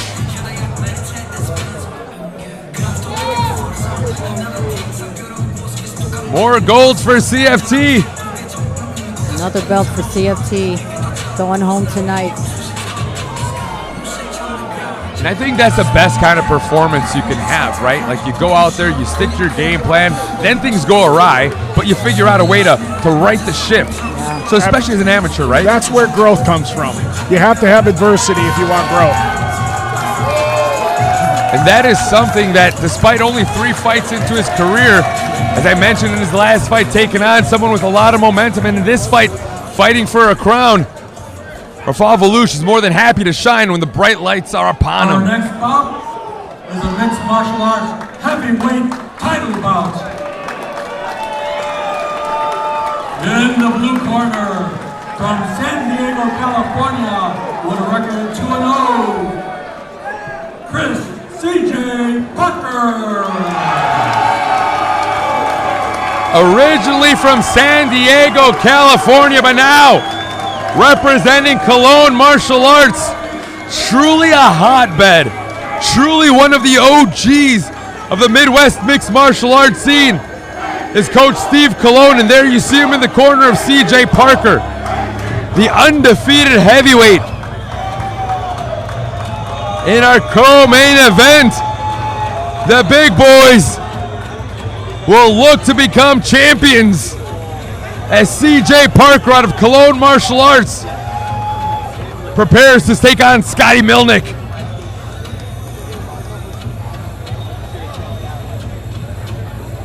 Now C.J. Parker, he himself, just 2 fights into his career, but clearly already raising eyebrows and making a case for co-main event billing, and that's something that isn't given away lightly.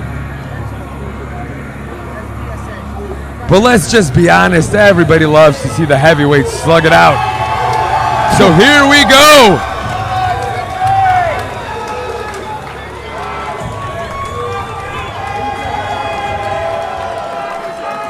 And in the red corner, from Chicago, Illinois, with a record of 3-2, Scott Milnick. As here comes the Riddler, Scotty Milnick, now fighting out a round 4 gym. Now here's somebody that I've had the pleasure of watching from the early stages of his career. Once just kind of picking it up as a hobby while a college student. Yeah.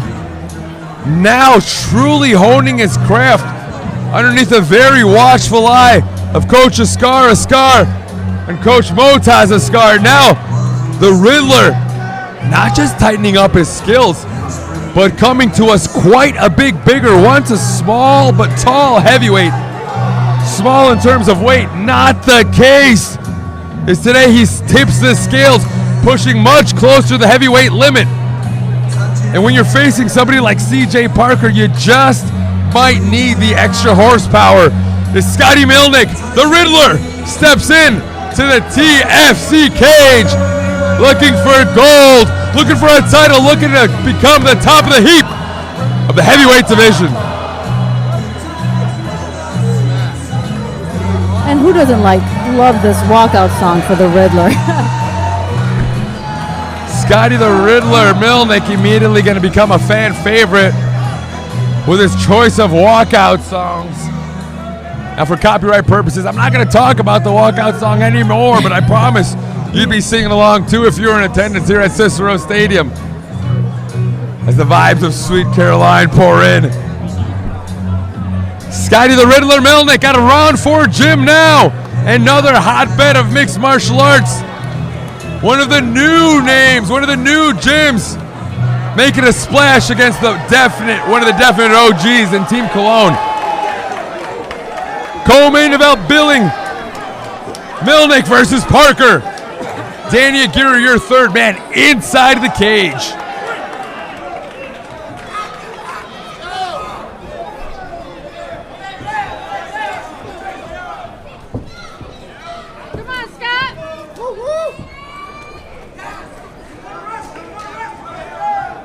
Now we had the pleasure of chatting a bit with Scott Milnick Sr., Papa Riddler, before the bout. And he was just saying how much more confidence he has in his son, knowing he's coming out of a strong gym like round 4. And I think that's spot on when you talk about someone's gym. If they're coming out of somewhere that's as established as a round 4 or a Team Cologne, it's going to speak volumes about the training they got in leading up to this fight. I mean, already the Riddler looks more polished than when we called his first fight when he came out.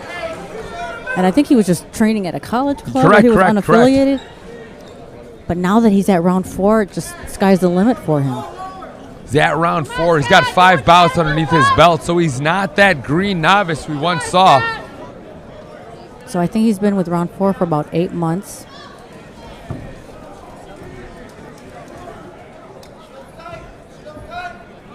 Very focused. You see him switching stances, keeping his eyes on CJ.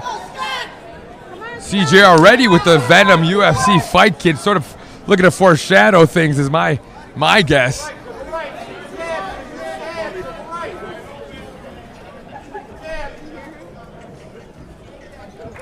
CJ with an undefeated record here.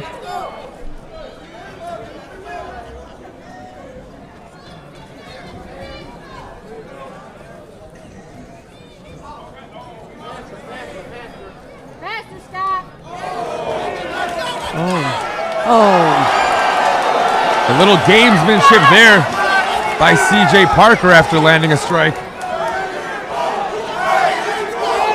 I think that riled up the round 4 crew.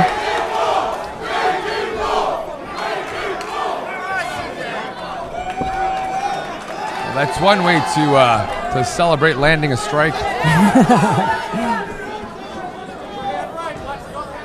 No plans of ever receiving a strike back, I guess, for CJ Parker.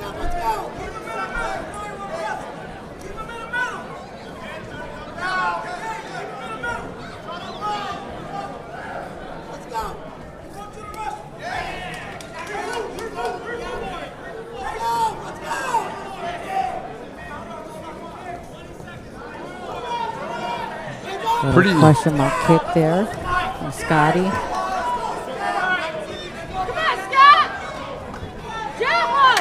Relatively limited output from both of these heavyweights.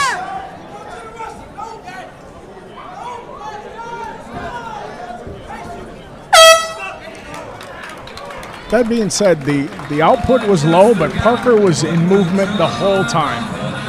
Yeah, it definitely felt like Scotty was looking to be a bit more reactive in that round. We'll see if maybe he was just trying to maybe download, or if there'll be a change as we approach the second round.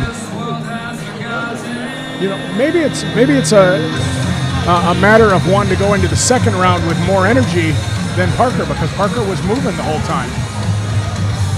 He landed 3 or 4 shots, and all that energy, was that worth it? So we'll see. We'll see how it plays out. You know, and given the Milnick, filling into his heavyweight frame a little bit more, you'd have to think it's a wise decision to be pretty calculated with your output, right? Like if you're used to carrying around, maybe in your previous fights, less weight. Yeah, 220 as opposed to 260. It's going to make a difference, so you're going to want to be mindful of that. We'll see if there's any sort of change in this second round.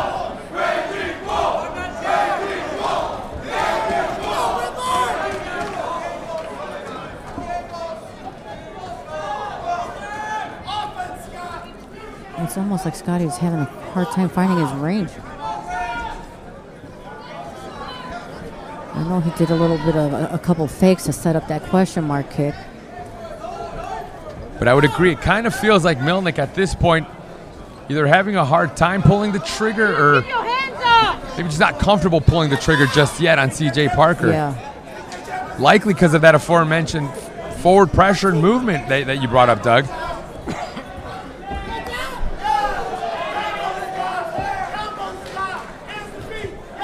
Nice jab there landing for Milnick.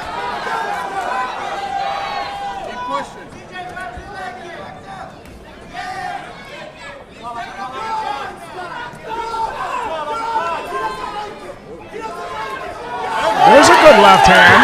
A left hand lands there for Milnick.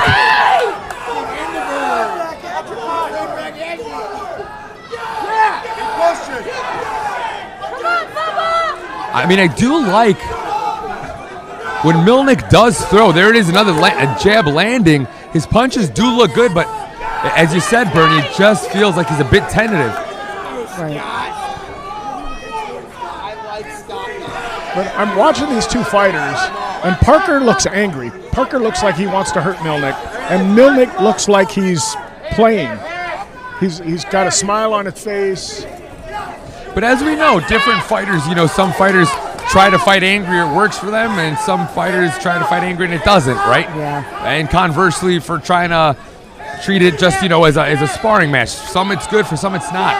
Thus far, it feels like staying on that straight angry mode is working for Parker. Yeah, he's definitely, I think he's in charge right now. I don't think it's necessarily out of range, but it's definitely been Parker's fight so far.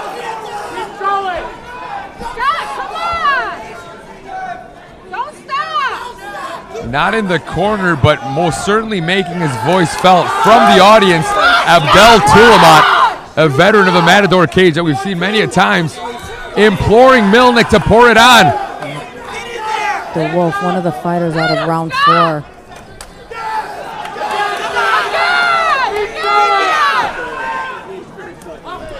My guess is the frustration from someone like Abdel is noticing that when Milnick does throw his strikes, when he does press forward, he's hurting him. It doesn't look like Parker likes it. Yeah. I hear the crowd, his teammates are saying, throw more combinations. Of course, everything's easier said than done. But I think they know his potential. For the most part, when a fighter responds to a strike with that didn't hurt, well, guess what? It did hurt. Otherwise, you wouldn't have said that. 1,000%. That is the age-old sign that something did connect, is the nod and the that wasn't so bad. That tells you it was probably pretty bad. Yeah. Well, for two heavyweights, these two look to be going into this third round with plenty of gas. Yeah. I'd like to see them both empty the tank. Oh, yeah. Of course, I think if they go into it with the mindset to empty the tank, I don't think we get to the final bell. We may not. Which is always a fun fight to watch. I'm here for it. CJ, look, CJ's ready to go. The referee's telling him, you got to step back. The cage door's not closed yet. But he's ready to go. Milnick looking to touch gloves, and it does not look like Parker wants any part of it. Did you see the change in his visage?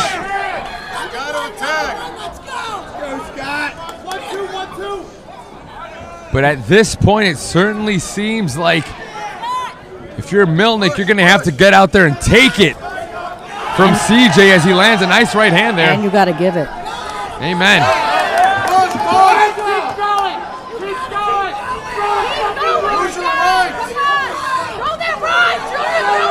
Milnick's throwing the same left jab, left hook. Nice hook to the body there for CJ Parker. And that jab hook has worked well for him. I mean, he's landed it several times.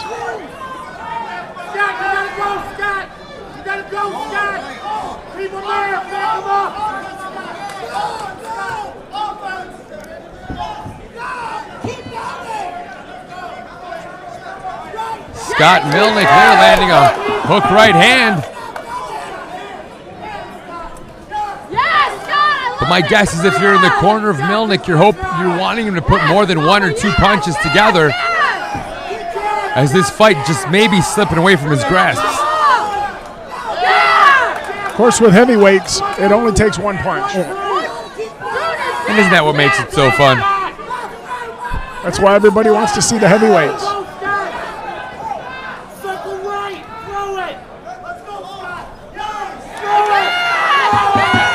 At this point, you need to throw more combinations, more volume.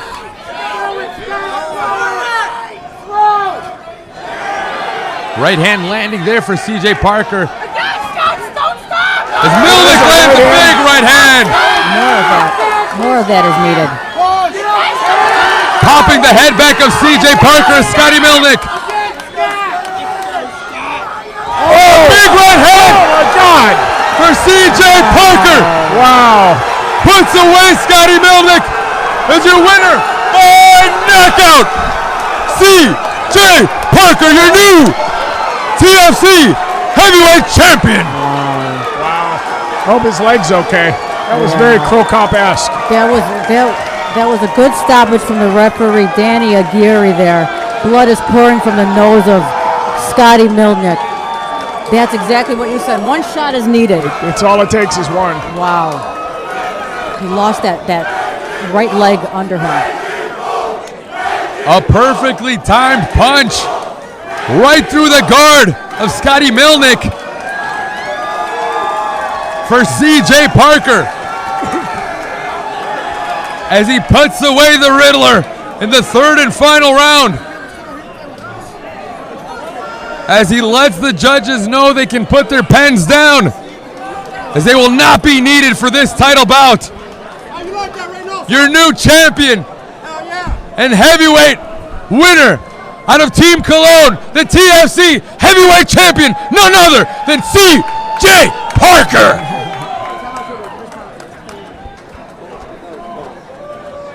I don't mind them coming over to the booth for a little extra something, something. If you want it, I'm here to give it to you. C.J. Parker gets the job done. And you know what? There was the bird in the middle, but let's be honest, this is all gamesmanship and part of the show. Love the respect being shown here. If you want to get a drink, get it now.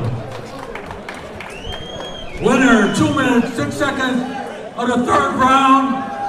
In the blue corner, C.J. Parker.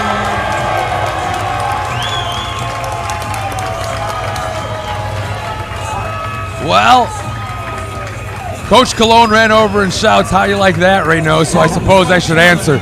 I like it. I like it. I like seeing two heavyweights that go out there and are willing to scrap, put it on the line. And you know what else I really love? I love moments like this. There you see C.J. Parker putting the belt around his coach and making sure he shines the light back on his team. Love seeing it, reminding everybody that this is a martial art, an individual sport inside the cage, but most certainly it's a team that takes, it's a team effort. It's a family, it's a team effort. Everybody helps each other grow. And props is given to his coach, Steve Cologne. No fighter has ever gotten great in a vacuum. Amen. Well said, Doug. But it is time, guys. It is time. It is time. Our main event looming as a 135-pound title bout is imminent. As two staples of the Matador Fighter Challenge and now Total Fight Challenge, Eder Silva takes on Edward Bahena for the 135-pound belt. Ladies and gentlemen, it's time for the main event. Are you ready?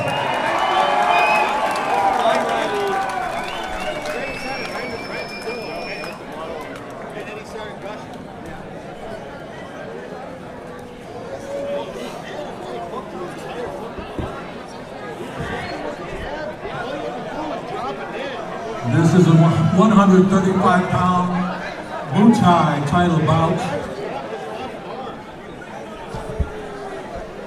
In the blue corner,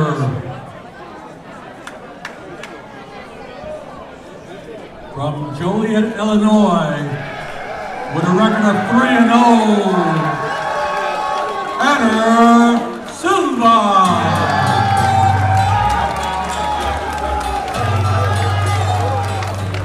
Enter Eder Silva, currently 3-0. One half of the Fighting Silva brothers. There you see Celso Silva in his corner.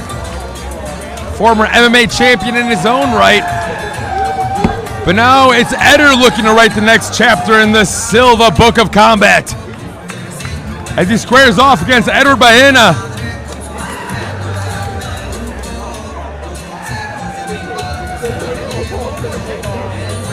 Again, there you see Mike Corey and Celso Silva. What's up, guys? Good to see everybody, as they prepare to send out their fighter into the main event.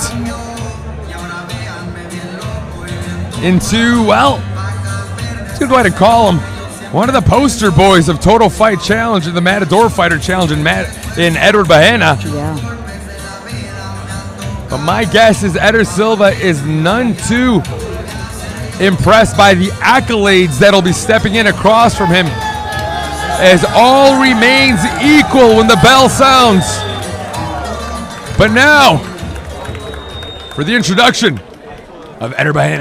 Red corner, from Orland Park, Illinois, with a record of 4-1, former Taekwondo national champion, current four-time Muay Thai champion, Edward Baena.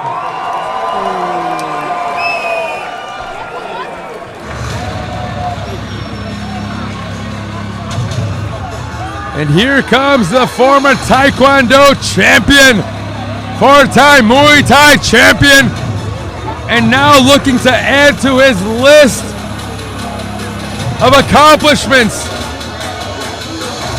to add to his wall of fame. In steps Edward Baena out of Victory Martial Arts.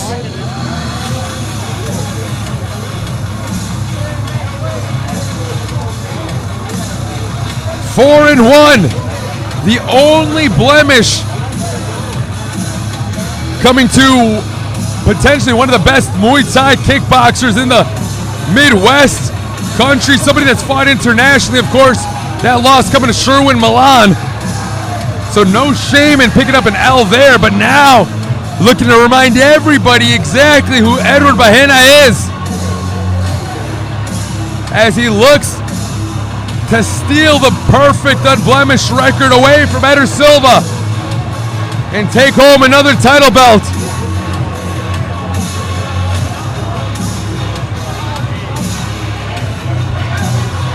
We patiently await the arrival of the next half, the second half of our main event.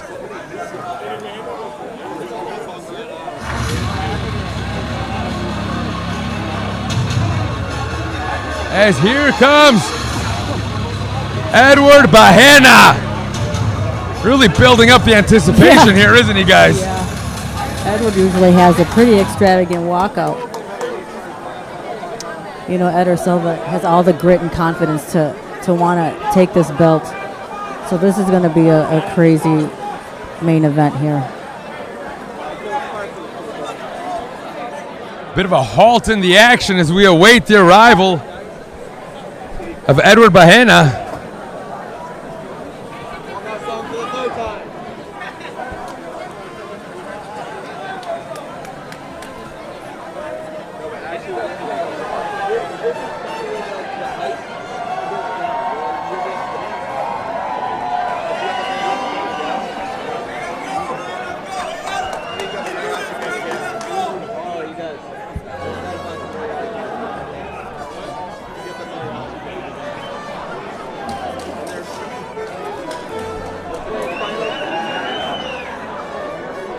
Is that the Rocky theme song coming out?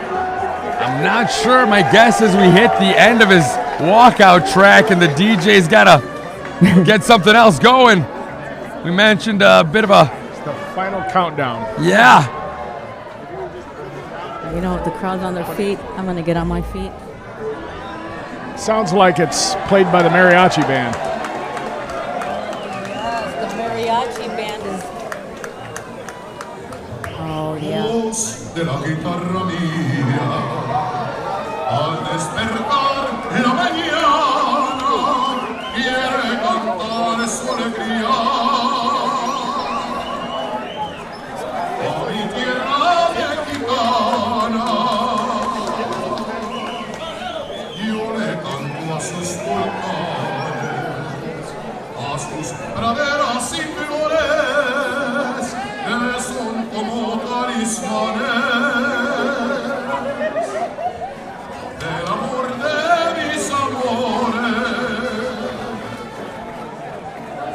And here comes Edward Baena,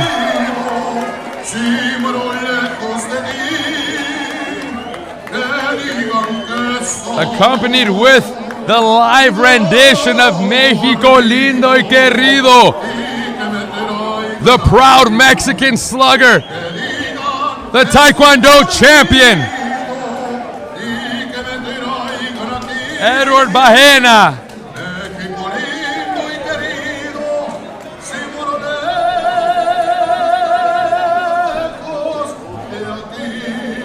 You can feel the energy and anticipation here at Cicero Stadium continue to build.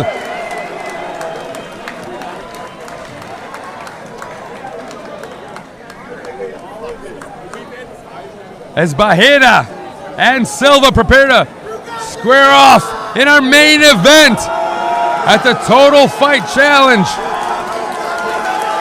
Christian Reynoso, Bernie Ambubuyaga, along with Doug Keast. Honored to have joined you for this amazing night of mixed martial arts and Muay Thai action. But everything is most certainly built up to this, our marquee matchup for the 135-pound Muay Thai title. The Prince of Total Fight Challenge. Correct.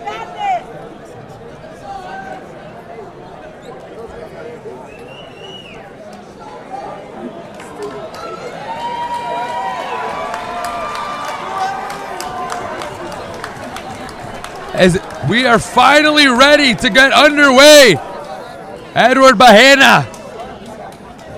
Plenty of mutual respect.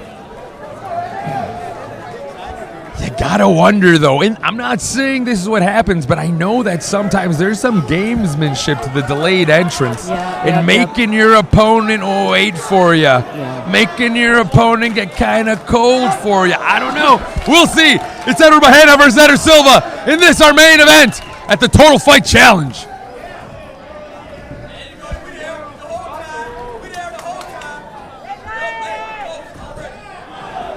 Oh, looking sharp as Edward Bahena there.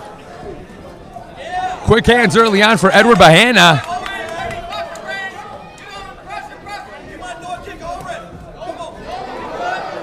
Mixing up the knees in, and here come this. It's always a matter of time before the spin kicks get unleashed by Bahena. Oh, landed a nice straight there. Snapping the head and hair back there of Eder Silva.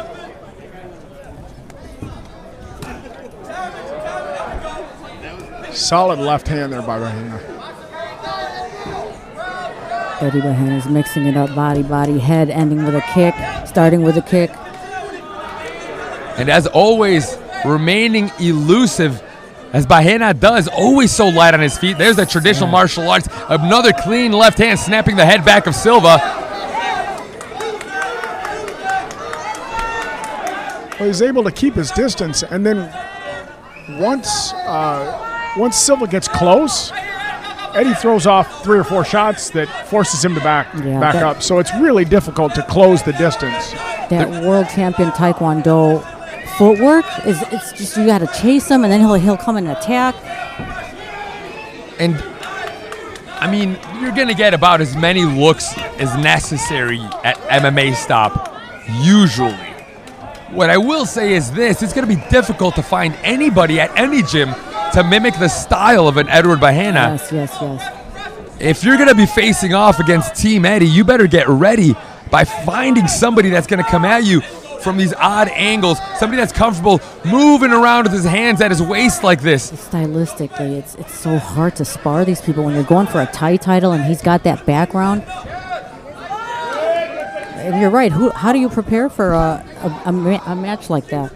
Ooh, God, the pop in that head kick there.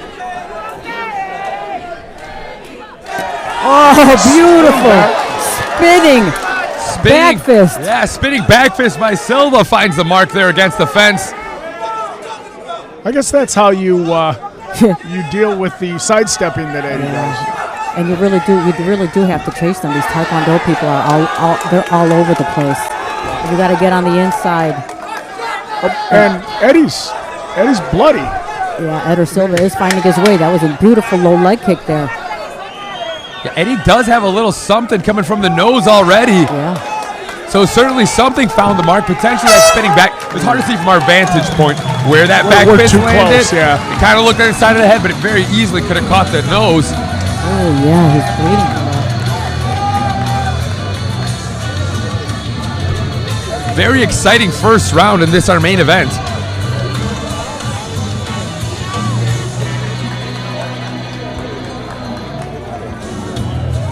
That was a hard round to judge. I mean, you know, Eddie threw some kicks that landed and popped, but then there was the damage from the spinning back fist.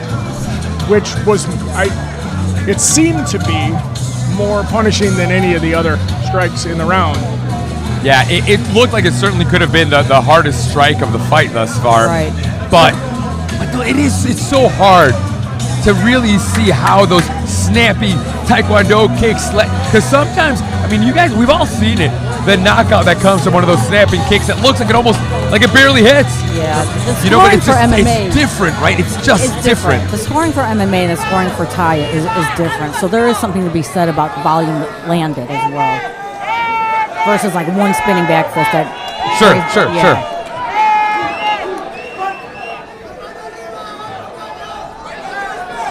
Now, for a large portion of the beginning of that round, it looked like Eddie was potentially frustrating Silva. Let's see if Eder potentially found something in that towards the second part of that round that was working for him. You know, maybe something to take away the movement of Eddie. Oh my, beautiful body kick to the head. Body kick to the head kick for Bahena. Yeah, and it looks like he's going backwards, and that's not. He's landing that kick. You certainly don't want to let somebody like Bahena get loose out there. Eder is trying to close that distance, though.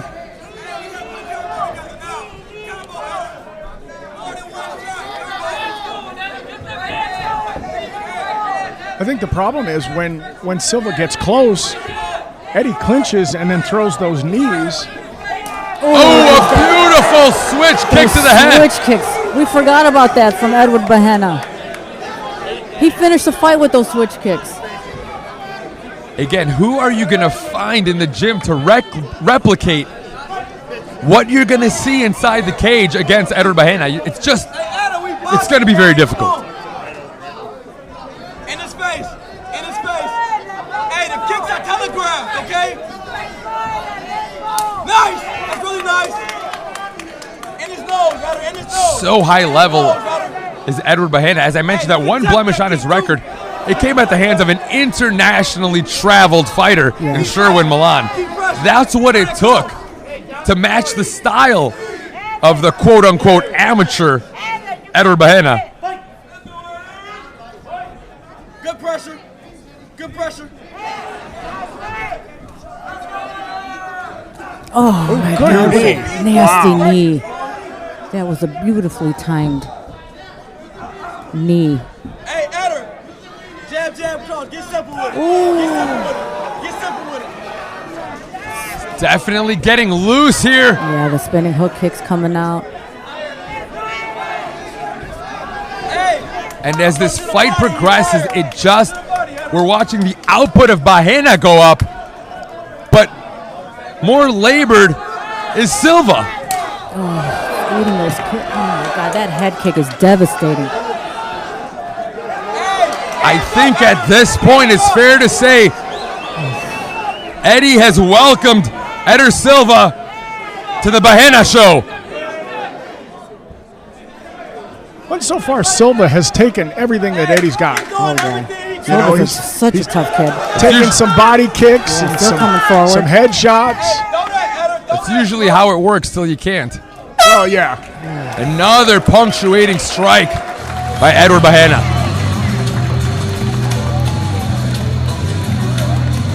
Big smiles in the Victory Martial Arts corner.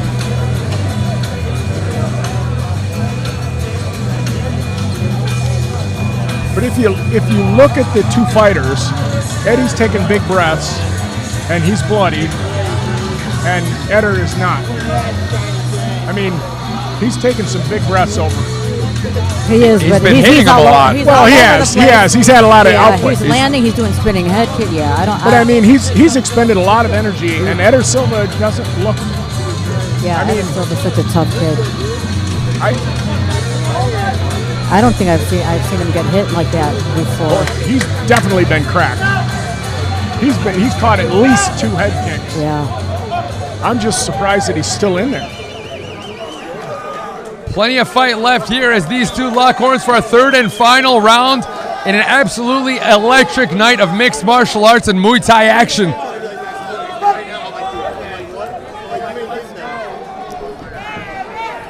Oh, God, such nice Nice moves. Taking deep breaths, but he's still pretty crisp, Doug. Ooh.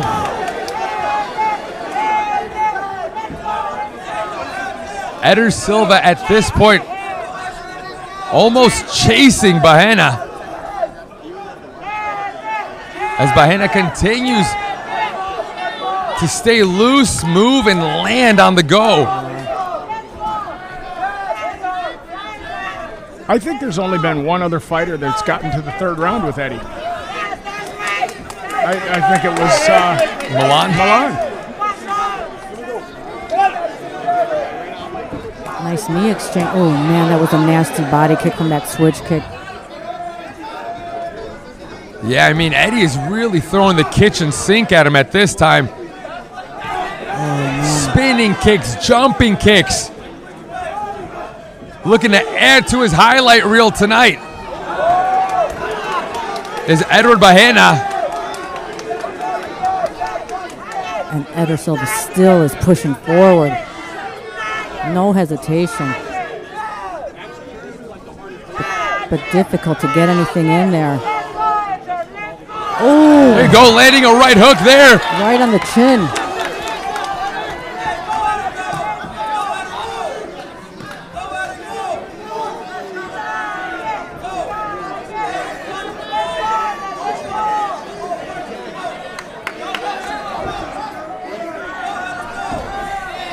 We'll see if we get one last flurry from either one of these fighters.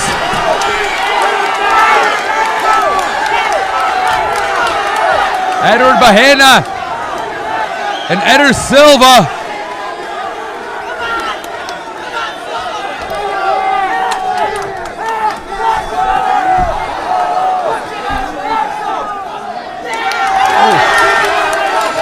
Almost landing a jab there was Bahena. Was Silva.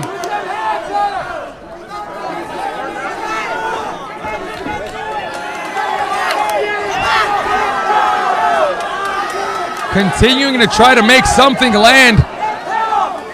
Look at the midsection of Silva as the handiwork.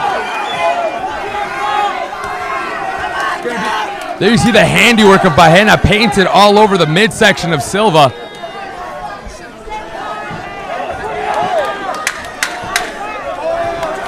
To his credit, he's still moving forward. Walking right into the storm. Yeah. There's a lot to be said for that sort of toughness. You can't teach that sort of toughness, But that one was definitely some moments to add for the highlight reel of Edward Bahena. Yeah, that midsection of Eder Silva. I mean, Silva's putting the hands in the air to, as you should, but you might want to put that right one down. You don't know if you want the judges to see all that. Yeah, his body is...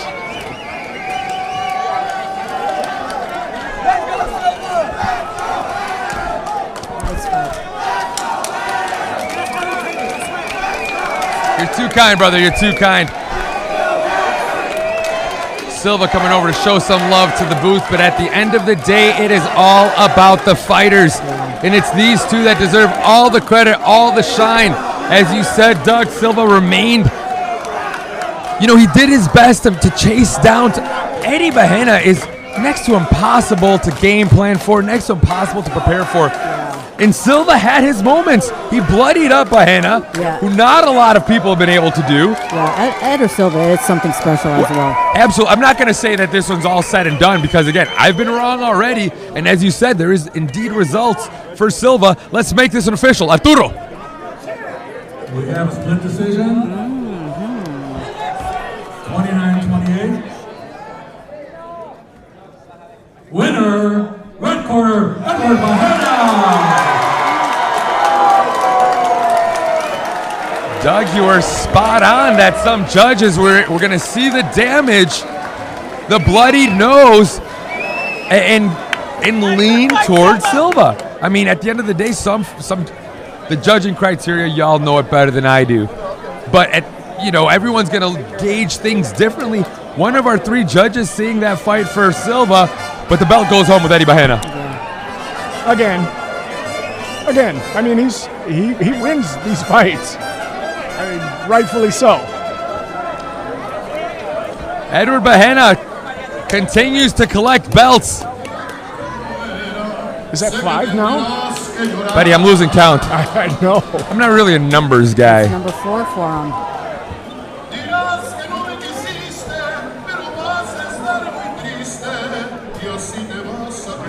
A natural progression from Mexico lindo y querido to El Rey, the King.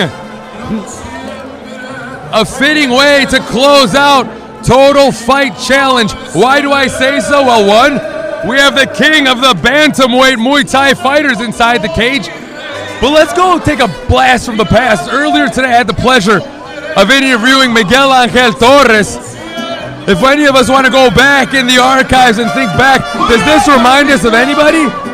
Of course, it was Miguel Angel Torres making his way to the TFC cage decades ago, accompanied by a mariachi. I love it. We saw the gi being donned on the way to the cage. So let's go ahead and talk about the very heavy influence of Miguel Angel Torres here at the Total Fight Challenge.